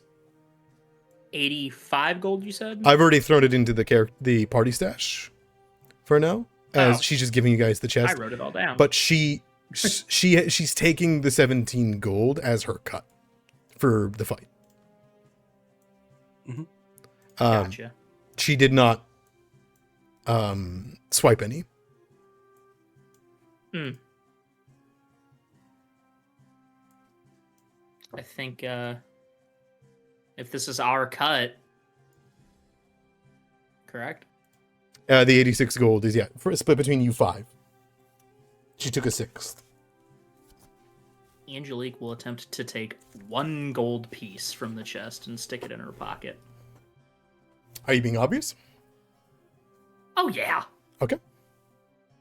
Callista doesn't How do I look like. Hang on, I'm gonna. Okay, there we go. Takes 1 gold piece. Because there is a 1 gold fee to enter, is there not? Yep. She takes 1 gold.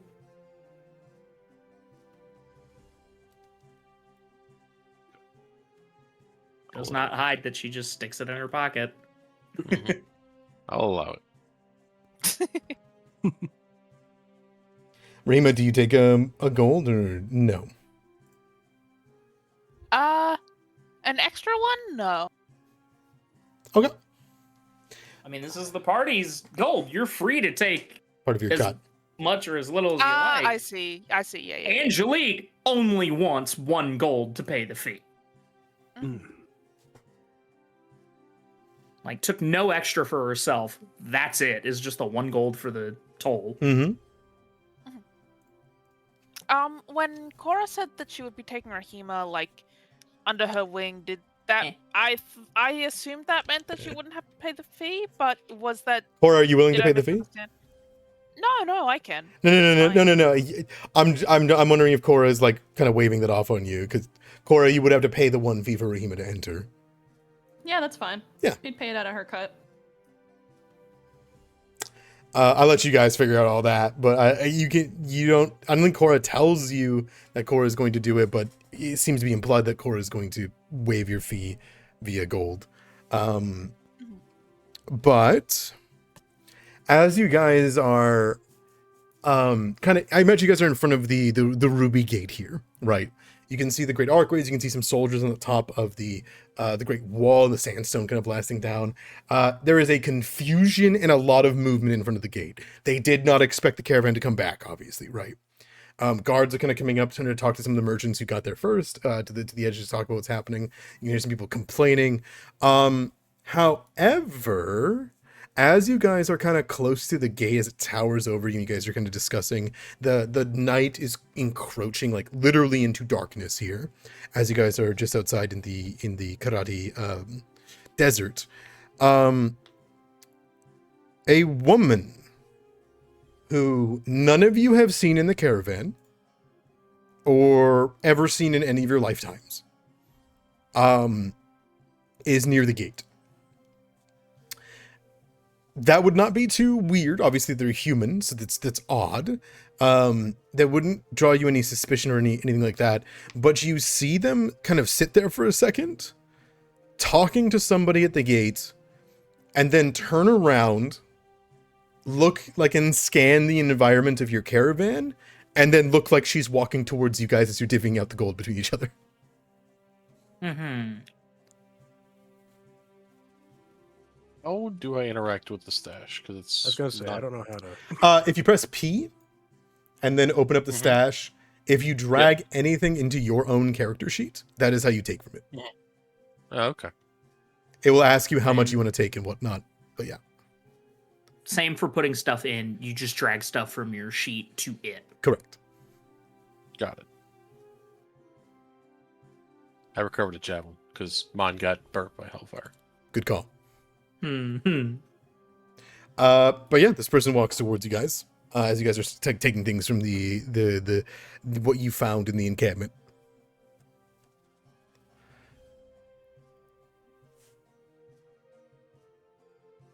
Does she seem to be acting normally? Is she erratic? Give me a sense motive. Okay. How? Have you ever been around somebody that really hates asking for directions? Like it's a point of pride? Yes. Thank you for I'm a on 'em right flashback that I don't need right now. Um, she has that look on her face that she is swallowing something to come talk to you guys. And you get the feeling she is coming to talk to you guys because you look important. Like, there's no, like, a No. specific Yeah. look of recognition, I see. Nothing at all. Just seems to have picked out who would look like a big armored arbiter, a little guy, a little dragon, Angelique, Orano, and Rahima. And is beelining it there. Settled on us. Yeah. She will, with a puzzled expression, interrupt you guys kind of like gathering from the party loot, and Callista kind of saddling up her things like about probably like 20 feet away, and she will say, You live here, don't you? I don't understand. And when you look at her, she finally kind of like has approached close enough that you guys can see her. She is young, maybe 20 tops. Probably 21, 28, 19, around that age. She has soft eyes that have dark circles, black hair that runs down. She's wearing kind of this loose gown that looks as though it's got like furs in it. It's as though it's definitely from another nation. You know, she's human. She's not from here. And it's like bound across her body. But the most prominent thing comes to you when she gets close enough and the wind sweeps her hair a bit. There are black veins from her forehead to the top of her head, stretching down her left eye. And there is a crevice, a genuine crevice in her skin. Like something has carved down into it and into her eyeball. And her eye looks not just dead, but decayed inside of her skull.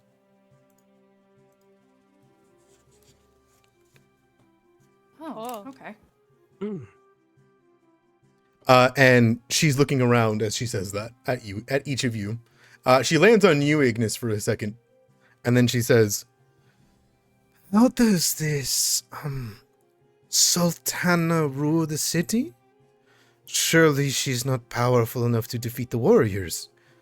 Here, she gestures at the gates, gestures around the caravan. She must possess some secret power, yes? Influence, power, and riches, yes. Money. Great relations as well. She leans back a bit, taking this in. Horde. I want a sense motive on her. Yeah, Yeah, I go was for about it. to say. I'll sense motive too. Sure, go for But it. that's a thing. Oh, basic action macro, right? How do I do that? Bang. Basic action macro. Yeah, there'd be sense motive in there. Oh, Not the point out action. no. Point at her. Just straight up. Ah! Yeah. Point at her. As you get a natural 20, one of you, I will not say who, and I'm going to go through each of you guys one by one. And one of you got a natural 1. This will be really funny. That's why I'm willing to say it, because you're going to get 2 very conflicting results. Unless there's any rerolls happening, which I'm not going to tell you what you got, and you can just reroll it if you want, and No. I'll take the better one. This is funny. I will say this, though. I'm going to tell you guys exactly what's on this person's mind and what you think. We come back to break. Kanuki? We take a quick break because I realize we're going on way too long. Because we Yeah, I had had a to false get start. up. It's an extra 15 minutes. I apologize.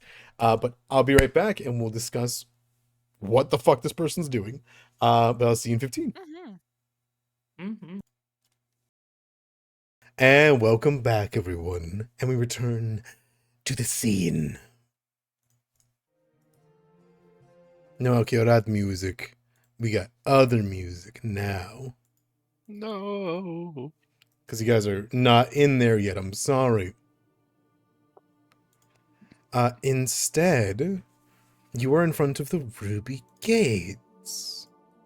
Having a moment, an opportunity to divvy up your loot. You see the sand whipping at you guys as it is late enough that the moonlight's beginning to creep over and reflect on the edge of the palace. As people begin to make their way through the ruby gate, instead of going into the city, a woman who is not a part of the caravan has shown up and begun to speak to you. She asks you a very simple question. That you live here, right? That she doesn't understand how the Sultana has rule over the city. Surely she's not powerful enough to beat all the warriors that she can see. And she must have, of course, possess some kind of secret power. And each of you kind of took the moment and began to think. Cora, dem's fighting words. Dem's fighting words. You take the moment and, you are an arbiter of Asmodeus. You have a responsibility to the entire church and whatnot. And not only is she electing to ignore the Sultana's, rule authority legally, she is clearly attempting to, belie, any entreaties. You think this person doesn't know anything. Or, in fact, knows too much and is trying to figure out some secret method to get into the city, to get to the Sultana, perhaps. And you might immediately go on guard. Angelique. This is a stupid human. This is a really, really stupid human who has wandered here, not for the expeditions, who somehow got lost walking here, and doesn't seem to understand what's going on. And the stupidity isn't coming from the question, per se. It's the fact that she knows so little that she came to talk to this group. It raises a suspicion for you. Any commoner would know better than to talk to you guys. Any nomad would too. Your haunches get raised, because she clearly singled you guys out because of how powerful you look. Ignis. That's not a person. That's not a person. You don't think this person is presenting themselves as they are. From the eye, the wound in their eye, they should be long dead. They clearly are holding some illusion or mirage over you. You believe that they might be confused and perhaps in a way medically unsound at the moment, perhaps because of the wound in their face. However, they seem to be walking, talking, and acting normally beyond that. And it's because they simply seem to be asking the question that it confuses you as well. Arano, for all of this person's strangity, the white and shock of the hair, the foreign clothing, the seemingly innocent face, you don't think that's a threat at the moment. Because they wouldn't reveal themselves if they were, right? They wouldn't come to the gate and talk. They wouldn't come talk to people. If they were a secretive person trying to get at the Sultana, they wouldn't be just openly talking about it, and it's a measure of normity to do that. They might just be asking you a genuine question, that they do not understand the situation. And lastly, with Rahima, this person gives you the exact same feelings that you had when you came here. And that is coming from a land of which the beings of enormity are genuine creatures of enormity. and the silence of it all. This person doesn't know better. They are asking to know better. Very simply. To what ends, you do not know. And you wonder how they could have even gotten here? When Rahima, there's only two ways to this place. One through the river, one through not the river. If they didn't come from the river, it means they're from south or way past the mountain of Terrakir to the west. So how they got here walking with no apparent gear, who they were with, you don't see. So, but she looks around, and Ignis, you said power, wealth, right? Influence, wealth, influence, in respect. And she nods thoughtfully. But all of this, that can't be given or granted without first acquiring it. How does this one set the rules? This Sultana set the rules. How did they get their wealthish mound, this hoard of wealth to get in this position of power? Did they steal it? Did they work for it? I think Cora would, if the party's paying attention to her, she would subtly, wave a hand as if, stop talking. Stop saying things to this person. Giving her ideas. And she would just look her directly in the eye and ask, "What is your purpose here?"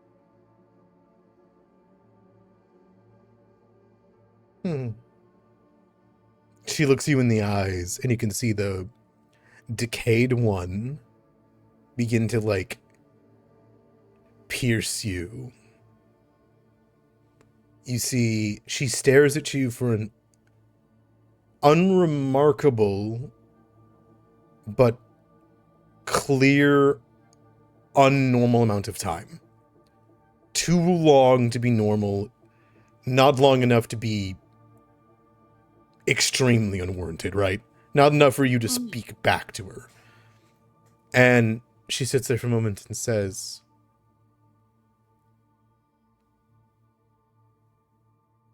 "You are her ward. I don't mean her any harm. I am simply curious in your culture and your politics, as they're called." Where are you from that you're not already familiar with these things? I am not from Kirat. It is Obviously. my first time being here. From? She takes a moment and then thinks. You would call it south.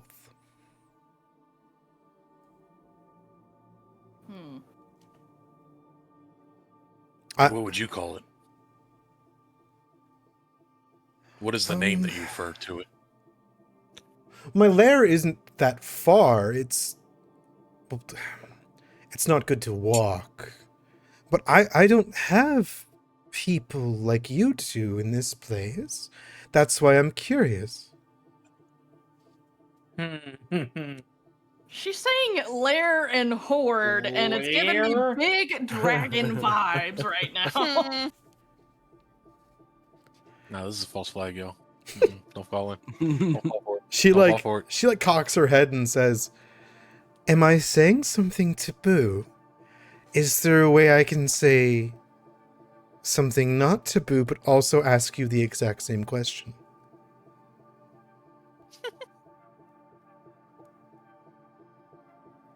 This person is deeply confounding, and I kind of just want to be done with it.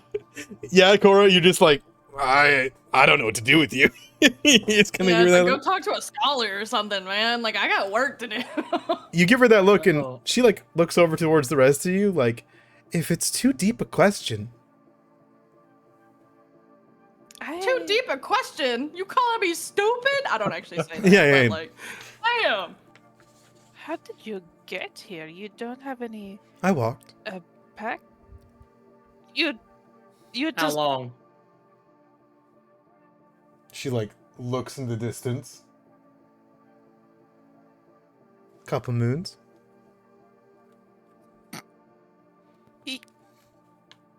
Nobody can This- see Angelique, but she like looks her up and down just with her eyes, like, I'm This- not being answered. If you don't want to answer me, that's okay. I'll ask. They like point out the only scholar that's like not gone into the city, which is the one from the encampment that like is traumatized. She's been through enough. He needs to rest. I can at least personally answer you one question. For myself. No, I don't live here. Thank you. But I don't need to talk to you then. Fair. Do the rest of you call this place your lair? Our home. Yes. No, I wouldn't say that. She turns away from Reem. She's now down to Arano and Ignis, who are both on the same, like, in the same space, Oh. obviously. Damn. Alright. Do you look offended, Cora? Or like you'd talk to her? Because she's seriously turning away from people that look like they don't want to talk to her. Okay. I just said something to her, but this is fine. Oh, what did you say? I apologize. You said that is home? Yeah. She looked at you, kind of took a second, and it's like she had to think of the definition. And then she just kind of did this, you know, like that one little, yeah, nod. As in, yeah, you got it. That works. She then like looks between the two of you as you are the only people that have not said that you are not from here, or the like. She looks between you, Arano, Cora. Arano, you have Ignis on your shoulder / arm, so looks left and right. He's waiting for Arano's response, to be honest. I live here, yes. Can you As do I. Could you explain it to me then, how she has you under power?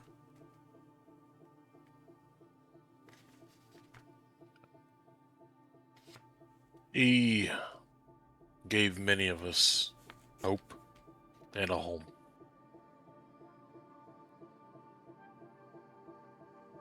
Hoping. Ignis just nods. Yep. Does she pay you? Does she lavish you? Defend you? She pays us. Depending on the work done, you may be lavished. And I cannot think of a better defender of my people. She defends you? Or do you defend her? Both. She points back towards the city, and then looks for confirmation from Cora. Everyone in that place defends her and are paid by her.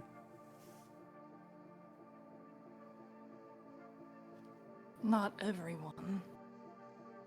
We all have our different roles to. But she's the master. Arana bristles at that word. I was about to say, I think she would get a reaction out of both Cora and Arano from that one. Master? No. She may be our better, but she is no one's master. You see, That is not the right word usage. what is the right word usage then? Leader. and the difference lies. Autonomy. Yes. We choose leaders. We're forced under masters. She sits there for a second, and then she looks back. She visibly turns her back to all of you, like open back, no nothing, and like looks over on the sunset on the entire palace and Not Kirat. yet for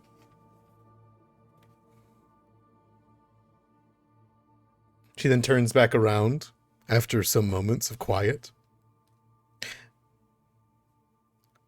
I found the exchange of information valuable. I'll repay it back to you all someday. She then walks past you all towards the southern lands. Oh, yep, she's just going. All right. Cora What was your is name, like by the the way? human epitome of like 3 question marks right now. Mm-hmm. Like, what just happened? Uh, Is that real? Ignis, at your question to her, she turns around and says, Militia. And then continues to walk.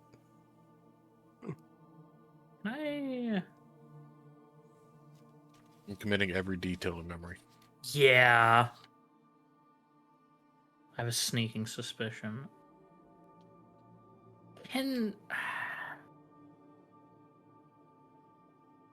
I don't know. I feel like Does letting that her name, default Melissa, knowledge. sound regional? Is it a common name? Is it one you've heard before? You've never heard that name before, even to anybody. Okay.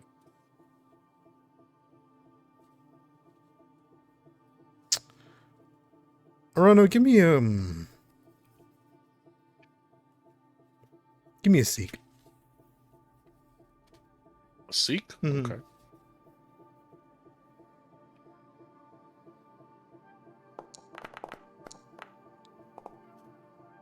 Okay. She walks towards the south. You see Callista kind of come back after counting her small satchel and says, Y'all good?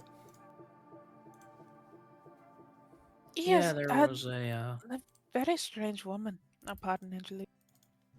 No, she was just gonna say that. Yeah, there's a weird woman started talking to us, asked if we lived here. Kind of looks towards Melissa. Melissa is just walking and like didn't hide, didn't disappear, just walking. Like Yeah, she's just walking out there. She Very said she confusing. was from I don't know, Sod. It's nothing, I'm sure. oh, okay. Well, I have to say I do have everything we need to get going. Let everyone know what was happening and kind of like looks towards. Should we like? Do you want me to tell the guild about her?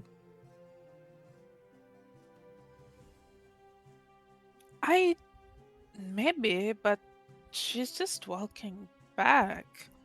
She didn't say anything about hostility. She was asking some pointed questions about the Sultana. Keep an eye on her. Name's Melizia if you need it. Melissa. Do you want me to just watch her until she goes into the distance, or do you want me to just like listen out for her name or her visage? Just listen out for her name or her visage. If it ever comes up in the future, I'd want to know. Sure. I'm really fucking tired though. Can we go in? Please. Yeah. She Night's will coming soon. kind of on the side of the camel and spits on Angelique's back and continues to go. Right.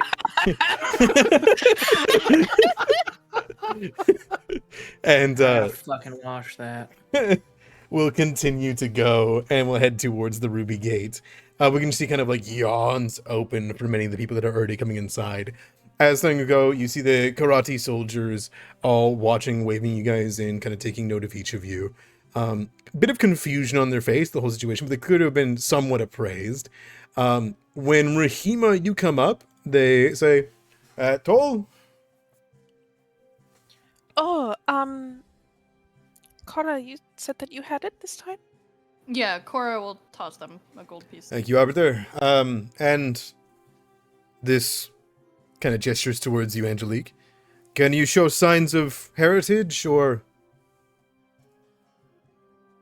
She'll just silently reach into her pocket and pull out a gold piece. Very well. Holds out a hand. Yep, she'll place it in his hand. Oh. I've marked off a gold piece. Is it your first time in Kirat? No. You aware of our rules? Yes. Well, I, as a player, I'm not, but I think she might be. So I don't know how to handle that. Give them to me again. I might have forgotten since the last time I was here. Long day. They'll nod. They'll he'll nod at that and he'll say, this gold buys you time in the city, time to do your business and then leave quickly. If you are found within more than a week, you'll need to, if you plan to stay more than a week, you should report to the palace to speak of what you're here for and why before you are allowed to stay longer, up to a month at total. Understood? Understood. No dogs in the city. There is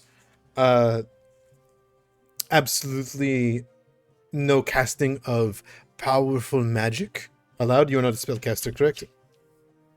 No. Perfect. Spilling water in any way, shape, or form is a crime.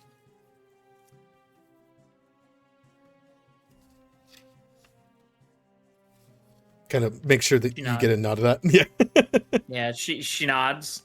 Severity of the offense is up to 200 gold pieces in 10 days of hard labor if you misuse large amounts of water. Nods.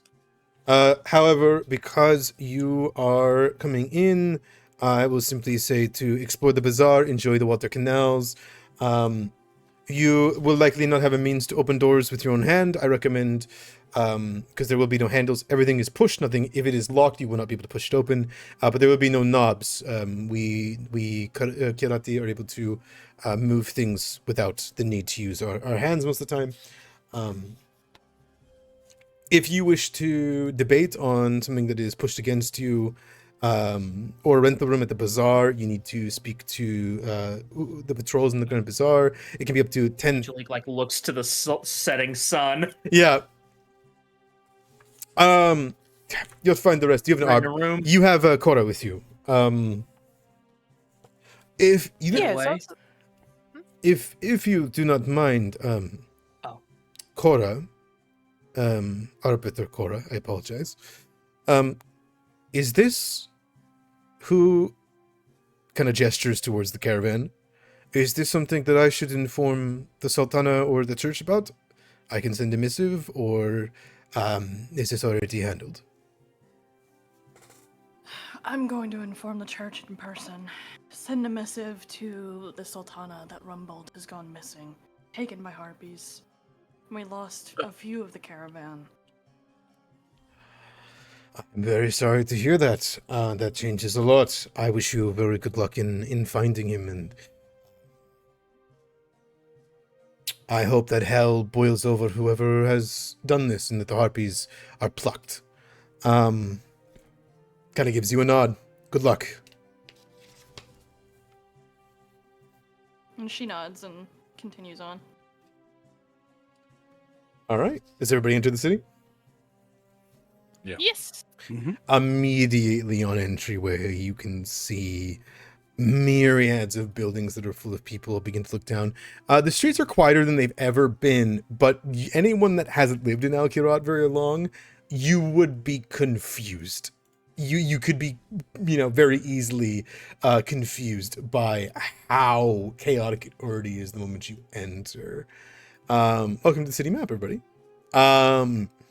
You can see as you enter that there is a thriving hub of people. Even at this late at night, you can see the vibrancy of the silks as people greet people, watch around. You can see that there is a great tent where camels are pulled into on the left side of entry. You can see that there are long rows of people selling supplies or people that are leaving very abruptly out to the wastelands themselves and into the desert. You can see the palace looming over you guys as you make your way inside, and the doors close shut behind you. Callista will lean down and will say, I'm going to head to the guild. Do you want to come with me? Speak to Delira about a plan going forward, or do you want me to meet you somewhere tomorrow? I'm going to be pushing myself to be a part of the investigation, so I think we'll be seeing each other more often. Do as thou will. And Arano is heading off towards Palace, specifically the Ruby Court. Oh, you're going now, Sultana's finest. He turns and looks at her like, are you dense? And says all of that with a look and turns and continues walking. I think Cora would cut in for him and just kind of be like, better to ask forgiveness now than later.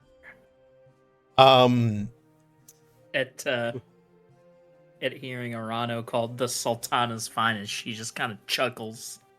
At hearing what Cora says, it's like, yeah, asking for forgiveness, and then he's like trying his best to get off of Arano and sneak away. He's really obvious about it. I have somewhere to go. For his part, he would let you go, Ignis. Like he's not like trying to keep you with him. Like, do your thing, dog. There's a job to be done. Let's do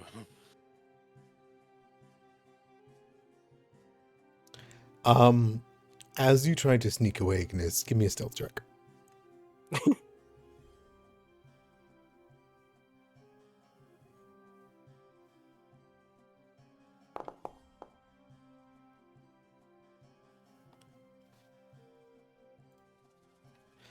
You would hear, thank the Lord of Lies! And Ignis, you go, oh no. As you kind of like look over, and you see walking down the streets, clearly in a long ruby gown, standing out in the middle, out of all the people, though everyone is in silks and beautiful fineries, and the smells and the sights of this place are beautiful. You see somebody who approaches you with long white hair, beautiful hoops under her ears, a tiara that's underneath her hair, and rings on her horns, and these long decorations, and clearly has rushed here from either bed or the evening, as Zaluna Zenzara begins to rush towards the gate. Arano, you had no doubt she'd show up very quickly, as soon as word spread that the caravan was back, considering you were on it, right? Mm-hmm. However, she's rushing back clearly with eyes of concern, and will rush up towards you, Arano. And Ignis, as you go to jump off, do you continue to run, or do you I've been caught? Yeah, I'm being caught. All right. As you begin to think, oh, maybe I could still run, she rushes forward and she full on embraces both of you, running her hands kind of back, and pulls Ignis and Arano into a big hug. You're okay. You're okay. Child holding the cat. Yeah. And she would. For his own part, there is a marked gentleness as Arano pats her on the shoulder. They're fine. She pulls away and looks up towards you, and then looks towards you, Cora, and Angelique and Rahima, and says, I I had heard that there was a great wrongness on the caravan. I sensed it, and she looks towards you, Cora. KL, he was in the palace. I saw him storm out not but a few hours ago, and I haven't seen him since. I knew something was wrong. I watched from the balcony. I saw the caravans coming in, and I came down to make sure you're all okay. You're okay, right? Mm-hmm. I think under the wraps on her face, Cora kind of grimaces because it's like, oh Jesus, if he's handling stuff, then ugh. But for her sake, she kind of nods. We lost some of the scholars and Rumbold was taken. Deep sadness comes across her eyes, hearing that people were taken, and then when Rumbold is, there's like a panic that runs into her face. I think Cora would like put a hand up, like slow your roll. Like, I'm going to go find him. We are going to go. We just had to come back for more supplies. More supplies. More supplies, yes. Mother should be able to help with that, of course.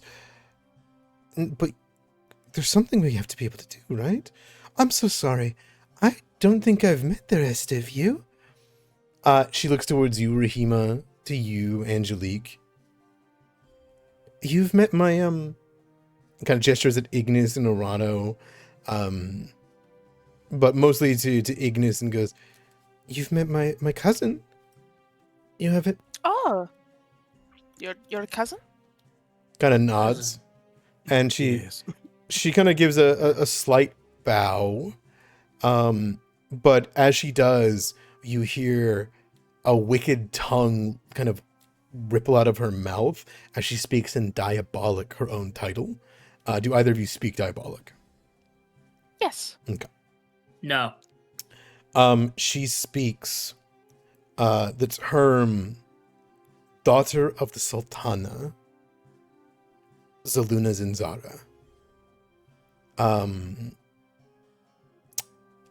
You catch at the end, devotee entrusted and blessed of Asmodeus. As for you, Angelique, you would hear a lot of Diabolic and catch Zaluna Zinzara. Zaluna? Zaluna, yeah. So Zaluna, Zinzara. Right. And though this is not her current attire, I can show you art of her.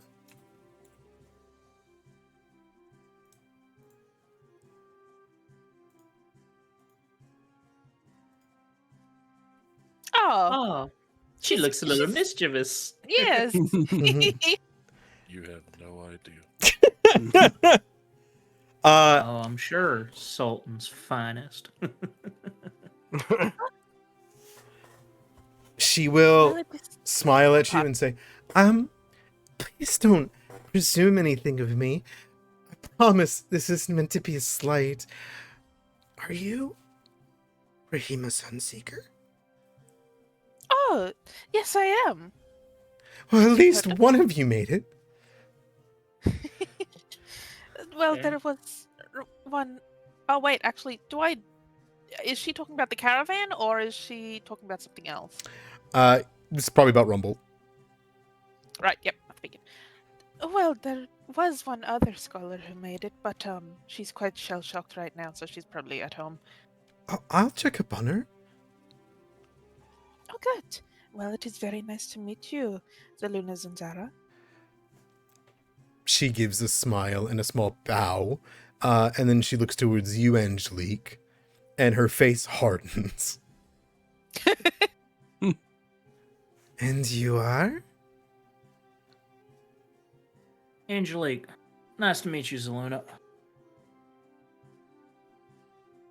She smiles, and you see fangs, right? When she does so, she kind of like cocks her head. Haven't we met before?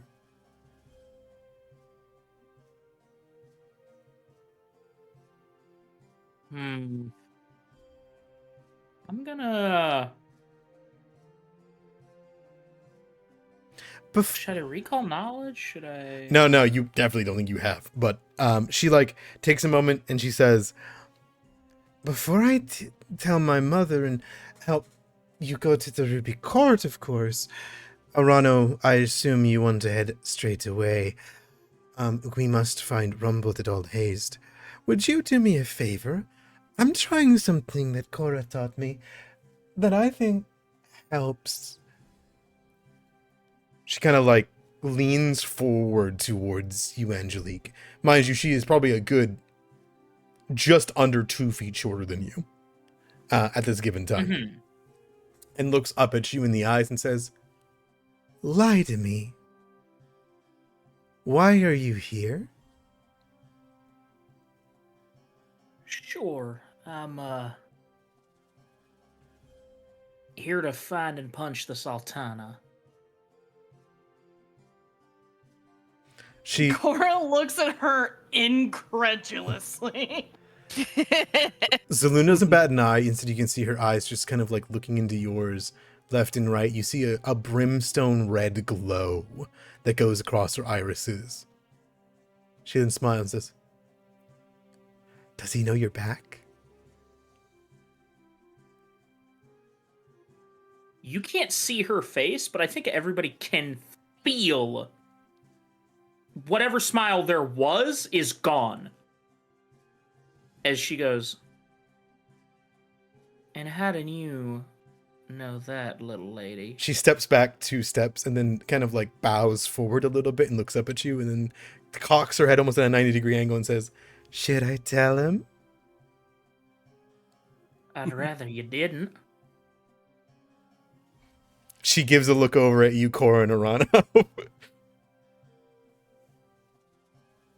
Or as flinty as you have ever seen him, Angelique, there is a hint, a sprinkling, a spackling of smugness at seeing you take it down the peg.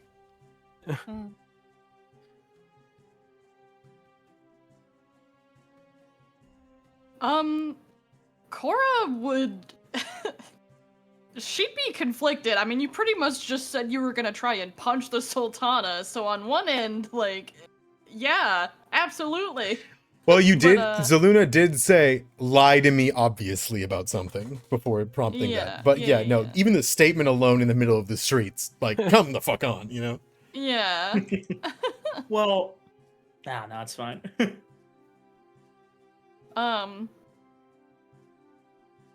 But I think Cora would just give like a waving motion, like let it ride. We have more important things to worry about right now. Oh, fine. She like pulls away from you, Angelique, and like your stare and like the kind of pulling away. She then kind of flips around and you can see there's a lot of people all smiling and waving towards her and towards you all and says, "I suppose no pleasantries, then we must get you to the Ruby Court as soon as possible. To the palace, where important people are, right, Angelique?" Look. Cora's like snickering under her breath. Yeah, sure. Fuck it. Perfect. Yeah. She like spins as she Is that how you seen me before? Who could say? But the Lord of Lies. And she would saunter beside Arano. She's giving you a shit-eating grin, Arano. Son of a bitch, I should have known. Where none of the other party can see. He gives her a smile and a wink. And she will kind of make her way. Luckily, it is not far to get to the palace. It is but a few steps forward, past where you can see people begin to peddle their wares. You begin to hear people shouting as caravans be coming through. Most people are winding down for the night, and the soft silks and the canopies that you kind of come under give you brief, mesmerizing patterns across the ground as the sun filters through them. And Zelina will say, "Now, for what it's worth, the guild's interaction with this will be interesting. I recognize your symbol. I don't think I know who you are. Callista. Callista, I think I've heard your name. You're the bandit killer, right? She gives a nod of, like, pride and say, "Oh, that's good to hear. I'm sure you were very useful. Well, I have no doubt that Mother is very busy tonight. She had a meeting with the entirety that was left of the court, so I'm going to bring you guys to Morgiana, if that's okay." I don't know who Yeah. that is. How has You're she not been? meant to. Morgiana is as good as usual. I just know that whatever the Sultan is dealing with tonight, the Vizier is there, so the Morgiana can communicate with the Vizier inside the court and make sure that it's moved around. I'll save you guys like 2 hours. I hope that's okay. Yes, course. it's fine. Score nods. Thank you. She'll then stride with you guys. How are you guys doing, though, seeing Zaluna kind of step with you guys across the way, and you guys are walking towards the palace tonight? Is there anything that you guys are particularly looking at? Those of you that are new to Kirat, or at the very least, haven't been in a welcoming manner in some time? I think Angelique starts to put 2 and 2 together, and from context, looking at it goes, like, leans down to Rahima, I think, Mm. and goes, "I assume that's the Sultana's daughter." Oh, yes. I see. I don't know how I know her.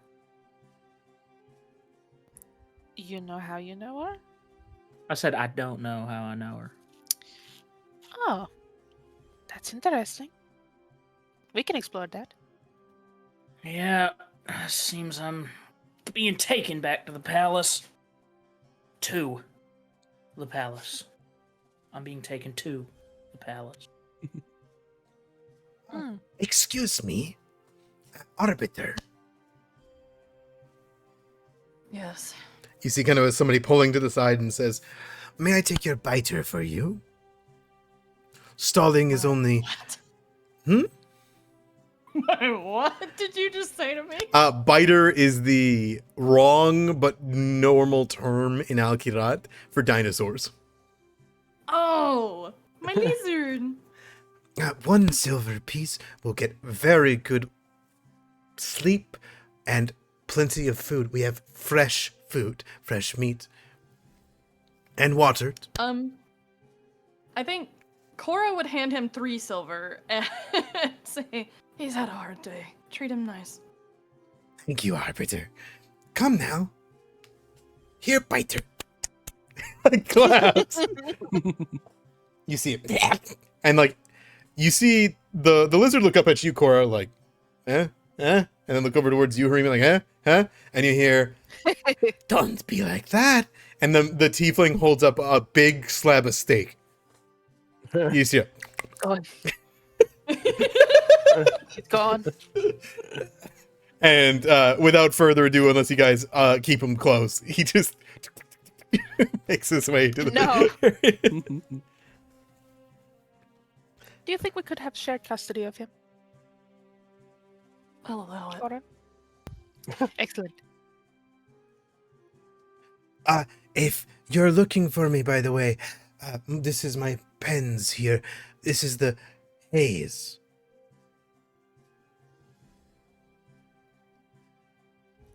How do you spell haze? Haze, the haze. Right.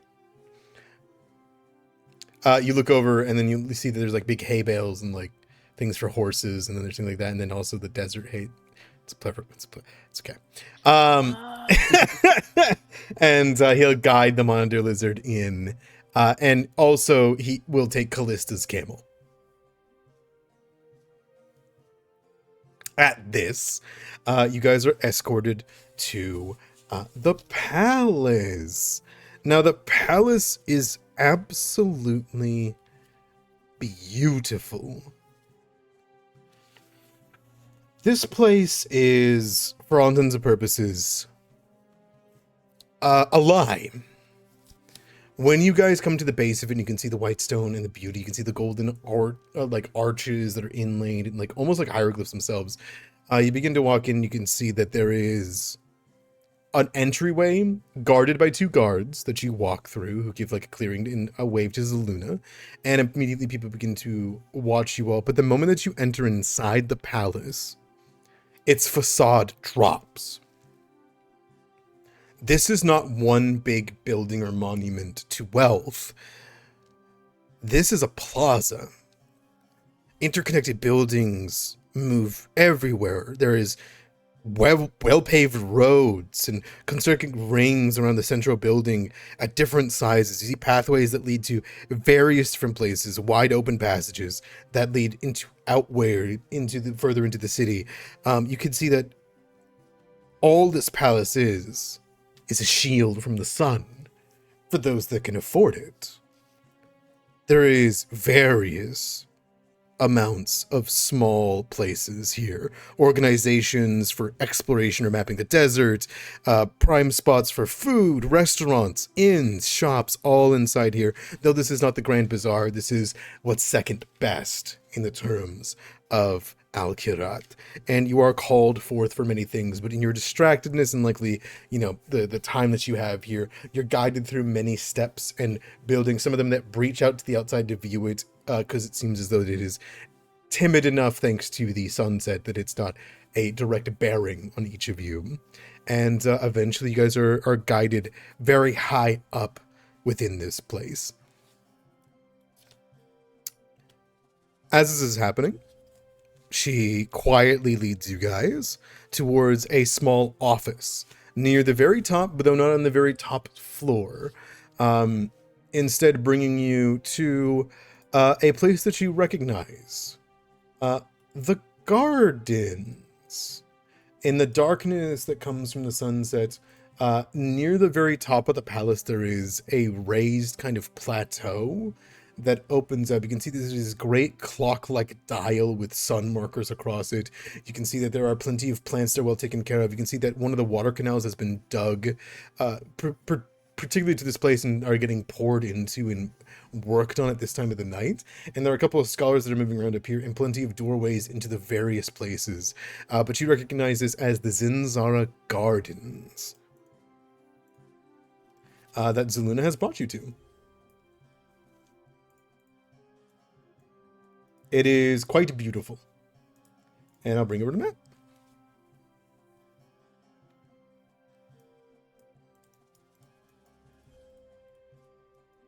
Ooh.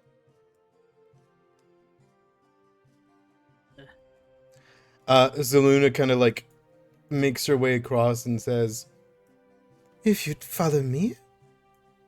And with you on her shoulder, I imagine Ignis has been gossiping and talking to you along the way, and she gives you a look of like, "Damn, this sucks." Like, she's gonna do her best. She kind of throws the idea, what if we pretended like you never left? It was only like 10 hours. I don't know. I wanted to note that, like, although he seemed really uncomfy to the rest of the party when he saw Zaluna, he is really comfy being with her. But every time anyone would mention she's the daughter of the Sultana, his tail would like twitch, like, like, or the mention of her mother, then he would be like, like. Is she like gossiping out loud? Could I have heard that, or is it like pretty between them two? She is not being quiet enough for you not to hear her when she says that. What if we just pretended like you were here the whole time? I think that she would notice that Humboldt has gone missing eventually.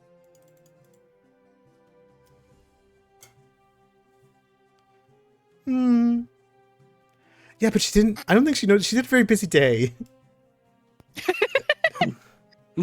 Cora, would you tattle? No. Arano, would you tattle? Ignis, were you not supposed to be with us? Were you given permission and lied to me? No, I was allowed to come. She almost turns around, and as though she's got glasses that she pushes up, she says, "It is important for the most astute medical expert of Kirat to go forth on the expedition to make sure everything goes right." Kid, we gotta work on your lying. Well, to be fair, she didn't say a lie. Should I roll? If you want to, yeah. Sure.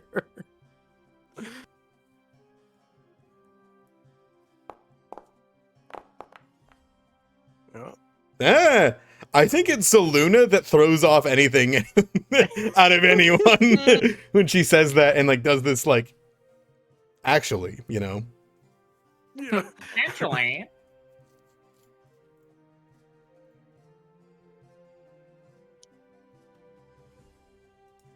Arano is. He has stiffened and become rigid, and not in anger, but in disappointment of himself that he let himself get bamboozled. Angelique, where are you going? Yeah, Angelique. Fuck. Why are you acting like a scolded child? Don't worry about it. Mhm. She's been a little pissy ever since Zeluna was like, are we gonna tell him? She's been just a little more pissy. She also keeps glancing at the setting sun. Doop, doop, doop, doop, doop, doop. And then there is a pause. All of us just in line. Zeluna then like takes a moment and says, "It's me." And then there is a movement of the stone door as Zeluna waves a hand, and you'd see in a small office, which only has a small sandstone piece, kind of like in the shape of a table, a comfortable chair that has felt across it, this like leather and some furs. Despite it being hot out, this person's a tiefling, and you can see that there is low curtains over a nearly only 1 foot wide window.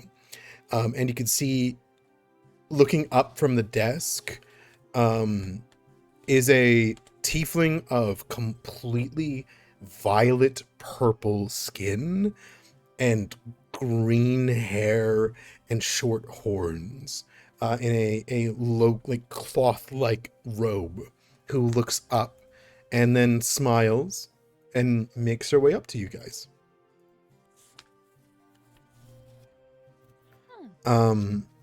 Ignis, you've been gifted an ID die, by the way. You have been gifted an ID dice.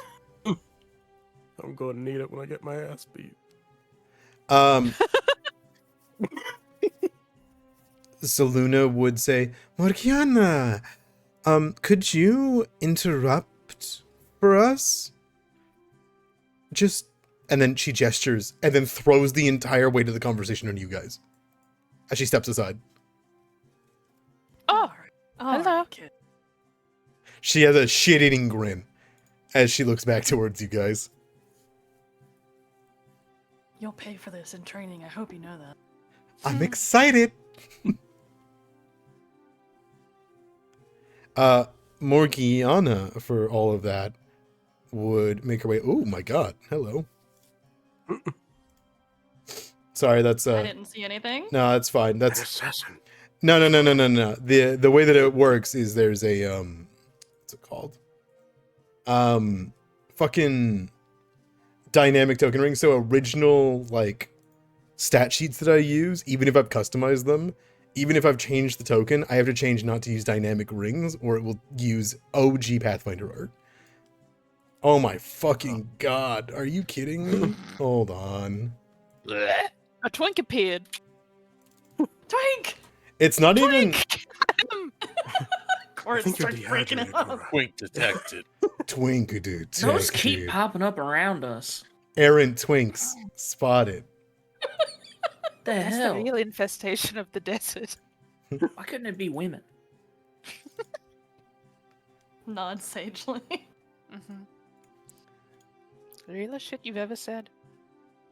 Now she's massive. Oh, shit, you're tall. Wow, how big you've gotten. Huge. Thank you. Hello, it is me, Oh, yeah. You said you wanted more women. You didn't Well, say how big they would Arween. be. She towers over you. That's the enormity of her personality. She comes out and she looks over each of you.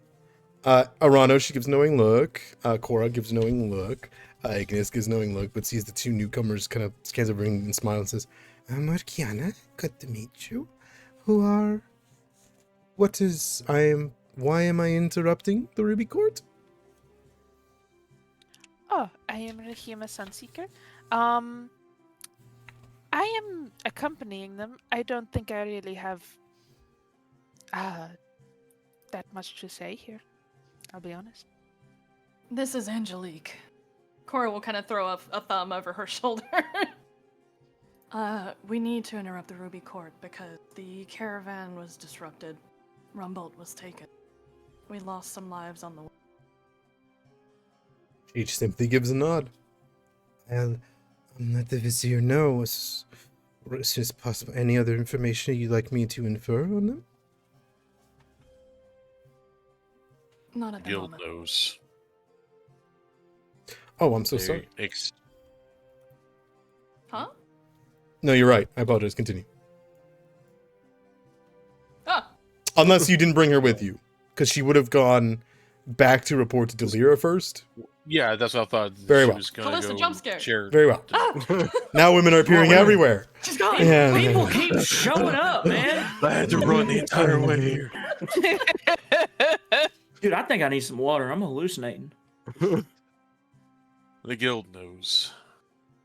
We expect messages from Delira as well. She nods and says, "It's understandable. Excuse me. Thank you. You're very much in a line here, and I can't get past unless I walk through the garden." Oh, sorry. Oh, yeah, sure, Ah! sure. Oh, good heavens. Oh, sorry, Cora. And she will walk over towards the Ruby Court's entrance and disappear into it. You see her wave a hand in front of the door before she does so. And then you go to Hereport for a moment. Zelina sits there and she is kicking her feet. The stars are very fancy, but very inefficient if you're not a tiefling. That's the idea. I figured. Don't you have some kind of magic? You're a Sunseeker. I mean, I do. I don't know if the magic I have opens these doors, though. Try it. Points at Morgiana's Okay. door. I don't know if I can open that. Am I allowed to open that door? Try No. it. Yes. I'm getting very, very mixed vibes from everyone. Arano. Cora just like kind of gently tugs on your shoulder, like, let her try, come on. What's the worst that'll happen? Alright. I don't know. Maybe it'll blast me to smithereens. Probably. Who knows? She's the Vizier's assistant. Yeah, I figured. Okay. I'll try open the door with my magic, with my fanciful magic. What spell would you like to use to open the door? Slashing Gust or... No, I'll guidance the door to open for me. What's that look like? It's- you know what? Actually, no, I'll do take root, but whatever the opposite of take root would be, these little roots try to push open the door or like try to lift it up, whatever the mechanism for that would be. Kind of like looks and sees roots grow from stone and out of the garden and kind of just take root. And they'll hold it closed. Well, they are holding it closed. Sort of the opposite of what I wanted to happen. Honestly, I think that's for the best. Yeah, you are correct. Yeah. We both nodded at each Yeah, other. she nods. She's like looking up into the distance and says, "Do you guys want to go swimming?" Every single time you make a suggestion, you say it with an air of, this will get us in trouble. Do you want to go swimming? I would. Cora looks like she wants nothing more in the world than to go swimming. And Zaluna will get up and with Wisp just begin to walk over and say, "Oh, you're new here. Don't drink the water. It's salt." Okay, good to know. Yeah, if we had Just all like- Surprised how many people. points at Cora, like, yeah. And in full dress, she just walks in the water. Oh, Begins to swim around. Ignis, you can kind of go on the top of her horns, unless you don't. And she'll begin to like swim through the lily pads. It only goes up to about like her like mid waist, and she'll just begin swimming around. Imagine there's a moment, Raptor, where you walk up and you just stand next to Angelique and then like point your head in that direction, and she just, you gotta put up with this shit every day.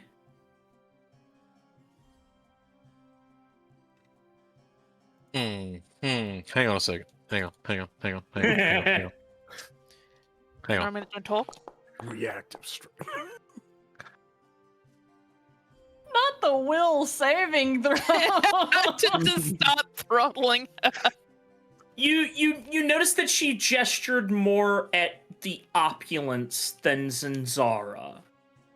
At the stone and the water and the plants. I am privileged to be here. Many more do not get the chance. Right. Maybe right. just sit tight, be quiet, and enjoy it for what it is.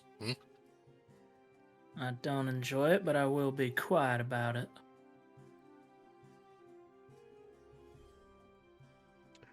The gardens are quiet, though those of you that have been here many times know that this is a public space. It is late at night, and there is a Ruby Quartet happening right now, right? So there's like a quietness that comes to the garden that's not often. Every once in a while, Zaluna will try to splash Ignis, pretending like she just slipped. Beyond that, though, is there anything you guys do or say before anything else? I think Cora is just keeping a watchful eye on Zaluna. I'm going to try and bandage up the last of my wounds. Okay. Yeah, get 10 minutes if you guys want to do anything. Is the sun fully set, Adamara? Not yet. It is nice to see that there are baths here too. We take them a lot in Ogrila. We have a nice river. Bathing's very important to us. It's nice to see that it is here too. Sarano, are you okay? You see him like trying to awkwardly stitch a slice on his arm, and just digs in and pulls too hard and tears through with the threading, and just angrily puts his stuff away. This is why I came along. That's why I encouraged. I did not. It was important that the clinical expert of Kirat went along. Uh-huh. Hey, Orano, did that hurt? Yes, it did. No, you need to lie to me.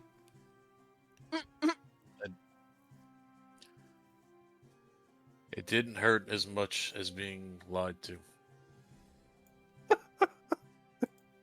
She like squints, and she leans on the side of the pool. No, I don't want to heal you. Here, no, I got it. I might not be the medical expert that Ignis is, but I certainly know my way around. Zaluna puts up her hand. You can see like a 5-pointed star begin to glow and like flames begin to lick, and she puts the hand down. Your version of healing is really, really scary. She like cocks her head and says, "What do you mean?" It's fire. You don't. The first time Ignis breathed a sort of healing flame at me, I was not like, oh, this will be very calming and relaxing and good. to heal me. I was like, oh, I'm about to be incinerated. Excellent. Is not the most basic of needs warmth? Is your blood not hot in your veins? I suppose, but that Question. is a different kind of heat. She shakes her I- head. If my version of healing was to dunk a whole bucket of water onto your head, and then I told you, oh, but most of your body is made up with water. That'd be a crime. Cora would arrest you. Well, I assume Cora will also arrest me if, like, you put me on fire for real. Uh, No. What do you mean, no? because it's good fire. I can't set you on fire. That's mean. Is that is? Oh, I have a headache. But I will treat your wounds, Arana, while we're having this discussion, if that's okay with you.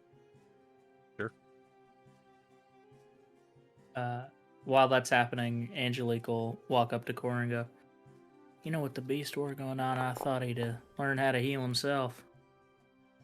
Damn, I'll hero point that. I think Okay. we're almost at session. We are. I'm going to finish up in a second here. He's I Oh my think that's the best outcome. Oh, I think that's the no! best outcome that could possibly happen. Roll me a D8. Roll me a D8. D8. It's D8, so it might be low. Oh. I said might. I said might. I'm not wrong. Oh my god, I am so sorry.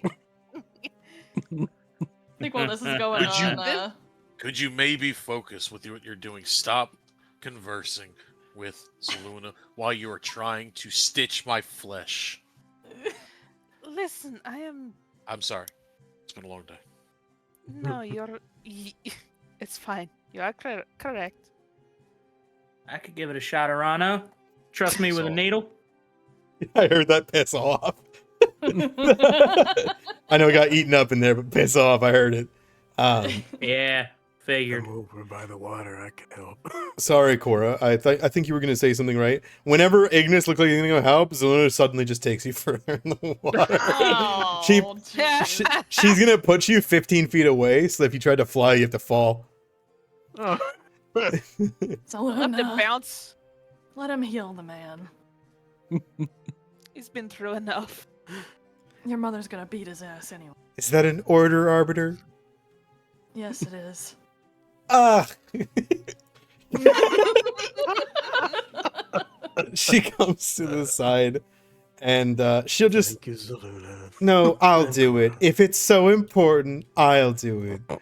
And she'll... Cora like rolls her eyes as if I could order you to do anything. Okay. And she'll cast a second level heal on Arano as Hellfire goes over. Instead of like how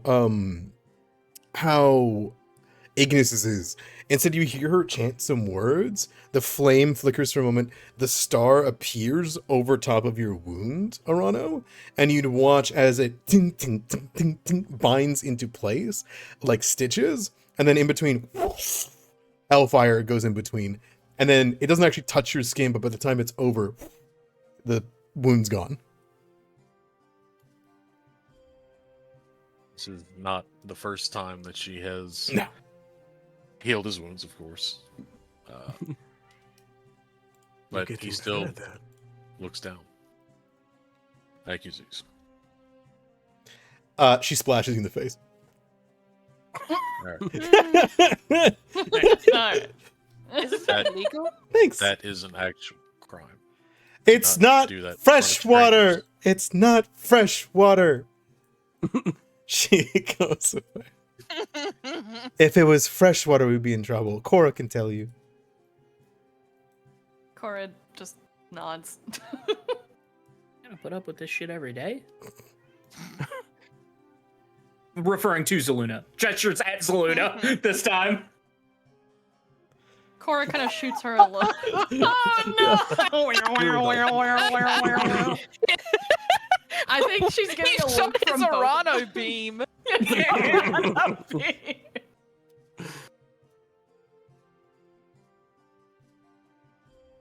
Go ahead, Cora. I apologize. Oh no, I was just saying I think both Arano and Cora kind of like cross the glare beams.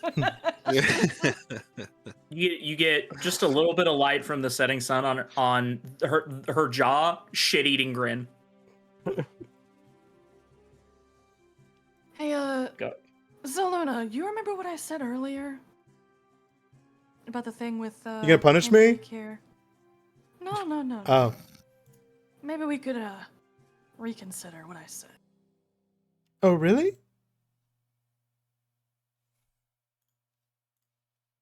No more grin. She says, You see her face fades back into. Tilts her head at Angelique. What's wrong? I don't see why I even have to. And then she like gestures a hand and she hears something. And Morgiana comes out of the Ruby Court. And she's followed by a gentleman. Who apparently is not using his token art.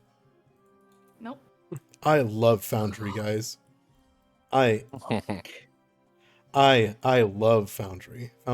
Better than Roll20. Foundry's great. Foundry's wonderful. But as this figure strides out, a warm light is bathed out from them. There is this crimson warm fire that comes from this gentleman as a man in full noble attire. He has a great big hat on that has these beautiful colors that clearly were made here in Kirat. You can see he's got jewelries and fineries running all the way down. On every layer of him, there is a jewel or gem or gold of some kind. And even yet still beyond that, his eyes burn brighter than the sunset's cast on it. As you see a man, it will not work for me, so just that's his art. That's okay. We'll work with that for now. As you see a noble walk out. And this is his art. Whoa. As he does so, he looks pissed. He looks annoyed, kind of like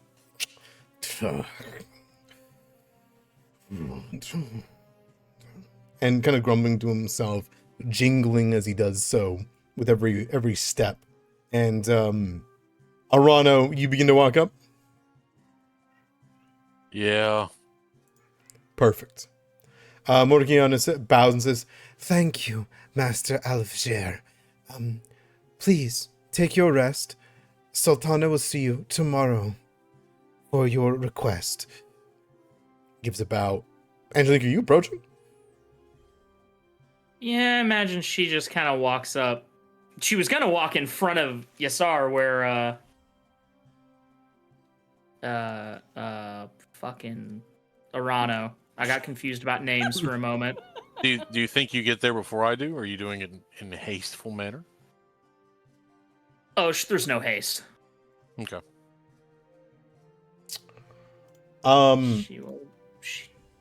She will walk up and just sort of,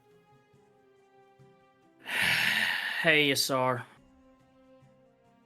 This Yasar looks over, and when his eyes meet Angelique, a dim red-orange glow goes underneath even the hat of Angelique's, and then looks over across you all, as he didn't even pick up on anybody you being there.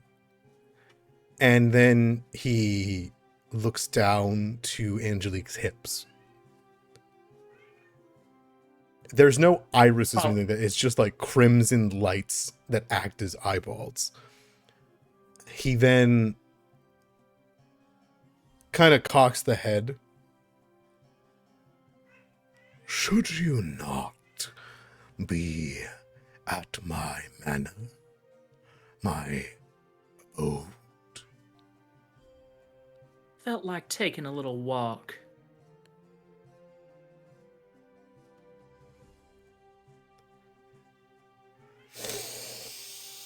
He inhales, and all of you watch as some kind of mist-like substance just drawn into him that it was not there before.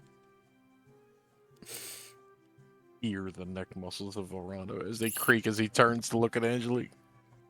He sets his jaw.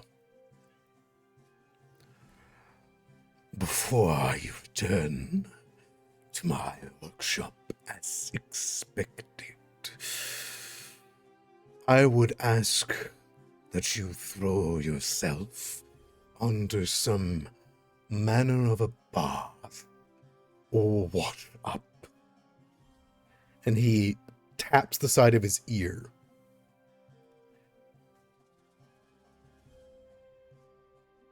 And those of you that can see, you can see bits of red sand still kind of in the hair around the side of the ear.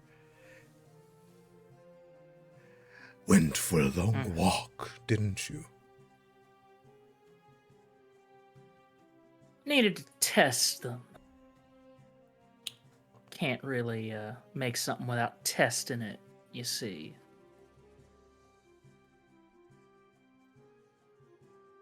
He looks at you, and there's this emptiness in the air before he looks towards Morgiana.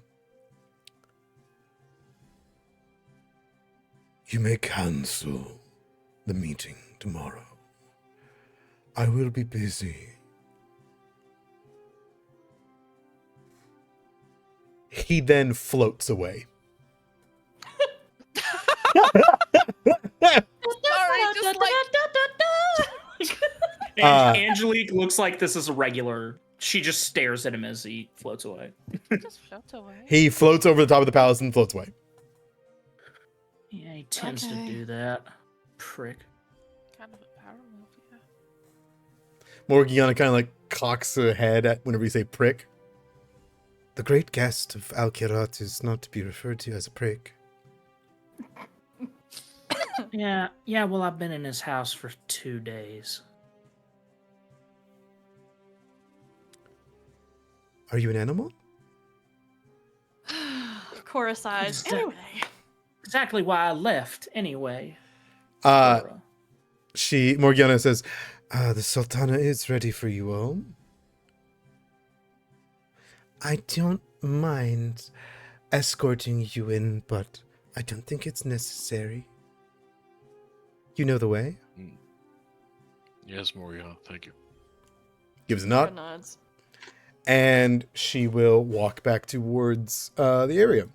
I think it's pretty impressive to you guys that this very timid small girl just walked Yassar out of there, right? And ended like the court to an extent. And you see, as she walks away with a mark on her forehead, she would return back to her office, giving a look towards you, Ignis. He gives away with his wing. Huh? You guys enter? Uh-huh. Perfect. I'll enter behind, yeah. I ain't got a choice. He doesn't. Yes. No. Before you go, Morgiana actually would not rush back, but kind of have this realization. In haste, you guys have made a direct line here, right? Morgiana would suddenly like pause after you wave at her at the door, and she would stop and turn around and come to lean on the side and say, "You didn't change." No, expediency was thought best.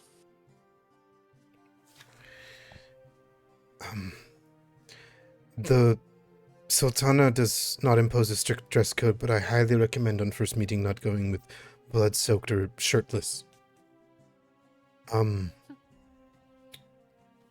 I can lend anyone who needs or wants to make a good first impression some clothing. I probably should then, yes. I don't think I really have anything fancy with me. It's all just survival gear. Or fine. Come. Be more profitable in the long run.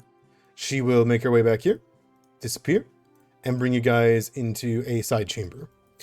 In there, you see that there is a plethora of garbs and the like that are either ready at any given time, or clearly this is a secret stash from nobles that needed it at any proposal, likely paying Morgiana or the vizier for this. She will find a fitting set for both of you, which I would let you guys come up with how that looks. But an expediency for tonight, we won't get to that actual description. She will say this to the two of you, realizing this is the first time you guys have met her. Since you both have not met the Sultana, I'll make this quick. She's not a queen. Do not bow. You do not need to. You don't call her your excellency or anything like that. It's customary to call her Sultana, but you can also refer to her as Zanara. That is her name. She is the owner of the harbor and much of the palace quarter here, as well as the military. If you attempt anything, not only will she ruin you, you will not make it out of the palace alive. Vizier Rashid, my master, he supports the Sultana in many aspects in running the city. And he holds the highest authority in matters of magic. You'll find him within, and you are welcome to ask of him of anything that you need. If any of you are powerful casters, magic users, I would highly recommend introducing yourself to him, and be ready to ask permission to use powerful magic within Kirat.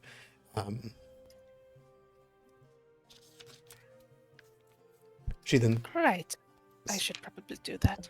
Thank you very much for the rundown. She helps put on your guys' clothes, no matter how bashful and bashful you guys want to be. Not that she will literally give you the clothes that you go into a room, or she'll help put them on for expediency.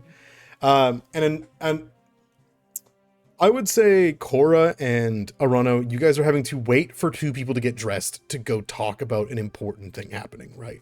How are you two doing out there?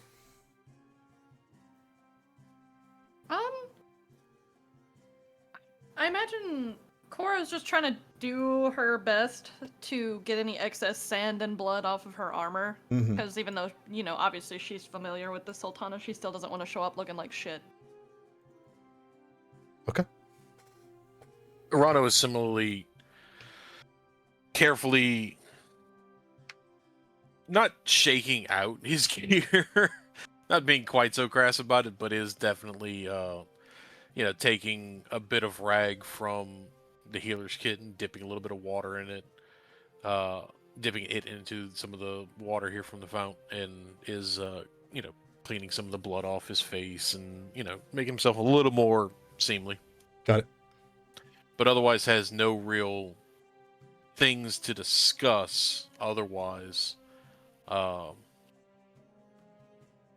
been a long day. We got pretty bamboozled. I think both he and Cora are at the top of their own mental abuse right now. They're being hardest of themselves. We'll see what comes next, but Yeah. True. Ignis would put his backpack just on the side of the pool, and then Seluna permission to dunk him. Got it. I don't think she actually will. No. She would bait you with it multiple times, but won't actually do it. Cora, was there something you were going to say? I apologize. No. Okay. I mean, there was something I would like to say, but I didn't say anything just then. Sure. I think Cora would glance at Arano and say, Karakaze, don't be tempted to take the fall up. All right, let me do that. There is no fall here. He was stolen. We cannot give him away. She rolls her eyes. Obviously, I'm talking about the blame. I'm an arbiter of Asmodeus. This falls to me, not to... I think, By your word. And that'll be it. I think, what's the name, Idamira? Morgiana? Morgiana, thank you. Mhm. I think Morgiana gets us both dressed, and Angelique is in noble robes, but still with the hat and the glasses. Does Morgiana say anything about that? About the hat or the glasses? Nope. Fair. Happy let it be. However, give me a sense motive. Right, that's in. I keep opening up my sheet to do sense motives, thinking it's in there. You okay? Yeah, me too. She doesn't think you any lesser for it. She doesn't think you any more for it. You don't know if she likes your attire or whatnot, but she definitely puts your attire on the side. She doesn't help you put on the guns, though. Which I'm asking, do you still have those strapped onto your sides? Yes. Okay. She wouldn't remove those. But she will ask, should I remove the hat? It is not necessary. Veils are Alright. common. Yasar wore one. Veil? Just nods. I'm not wearing a veil. They are commonly used in the court. Sure.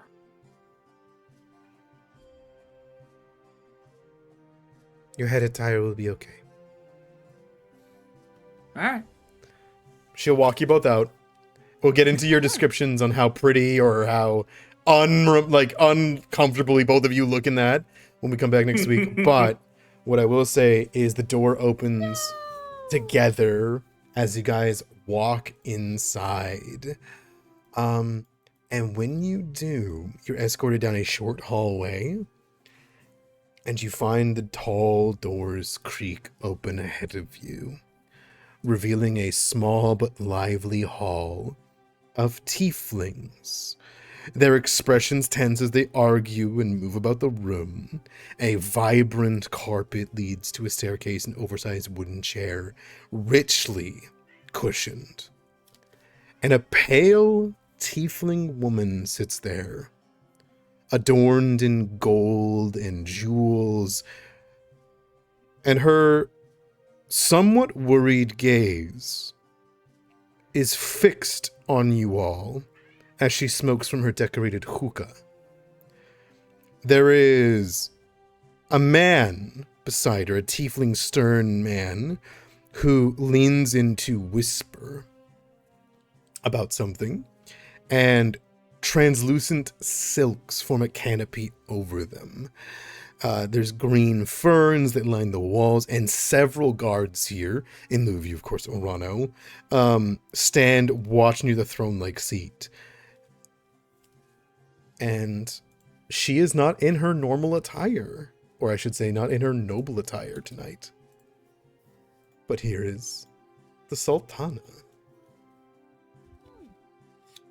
I don't like that judgmental look on the guy to her right.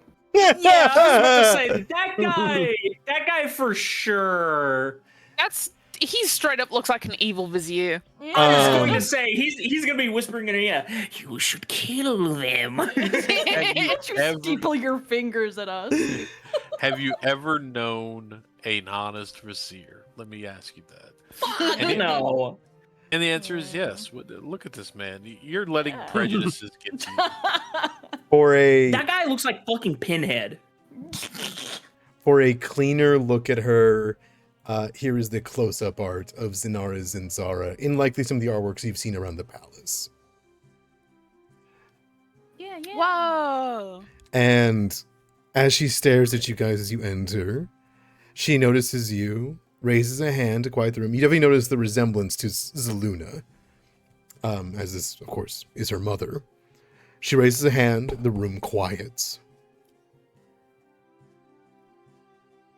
One? Guests are here. Please come closer. What tragedy. We'll come back next week. No. Oh, we got double day break time sounded. All right, and we'll come back next week for you guys to meet the Sultana. Yippee! Yeah. Man, so many Woof. things this episode, huh? Yeah. How you doing over there, Raptor? I'm here. You tired? Oh no. I'm pretty tired. I appreciate you making it. I know we went literally 40 minutes over what we were supposed to, but I wanted to give us a full session and just end off on a high note. How do you guys think? Yeah. It'd be a good place to start up next time. I agree. Is there any questions or the like from you guys before we end off for the night, or anything else? Any remarks? I apologize. Nope. Not currently. No. That's it. Yeah. All right. Since you guys all hated it, we'll call it. No, I'm just kidding. You guys have a good night next week. And we will come back next week, and yeah, I'll see you guys soon. Though it might have felt like it was very short between these sessions, I'm sure it's gonna feel like a long week between the next session. Yeah. Yeah.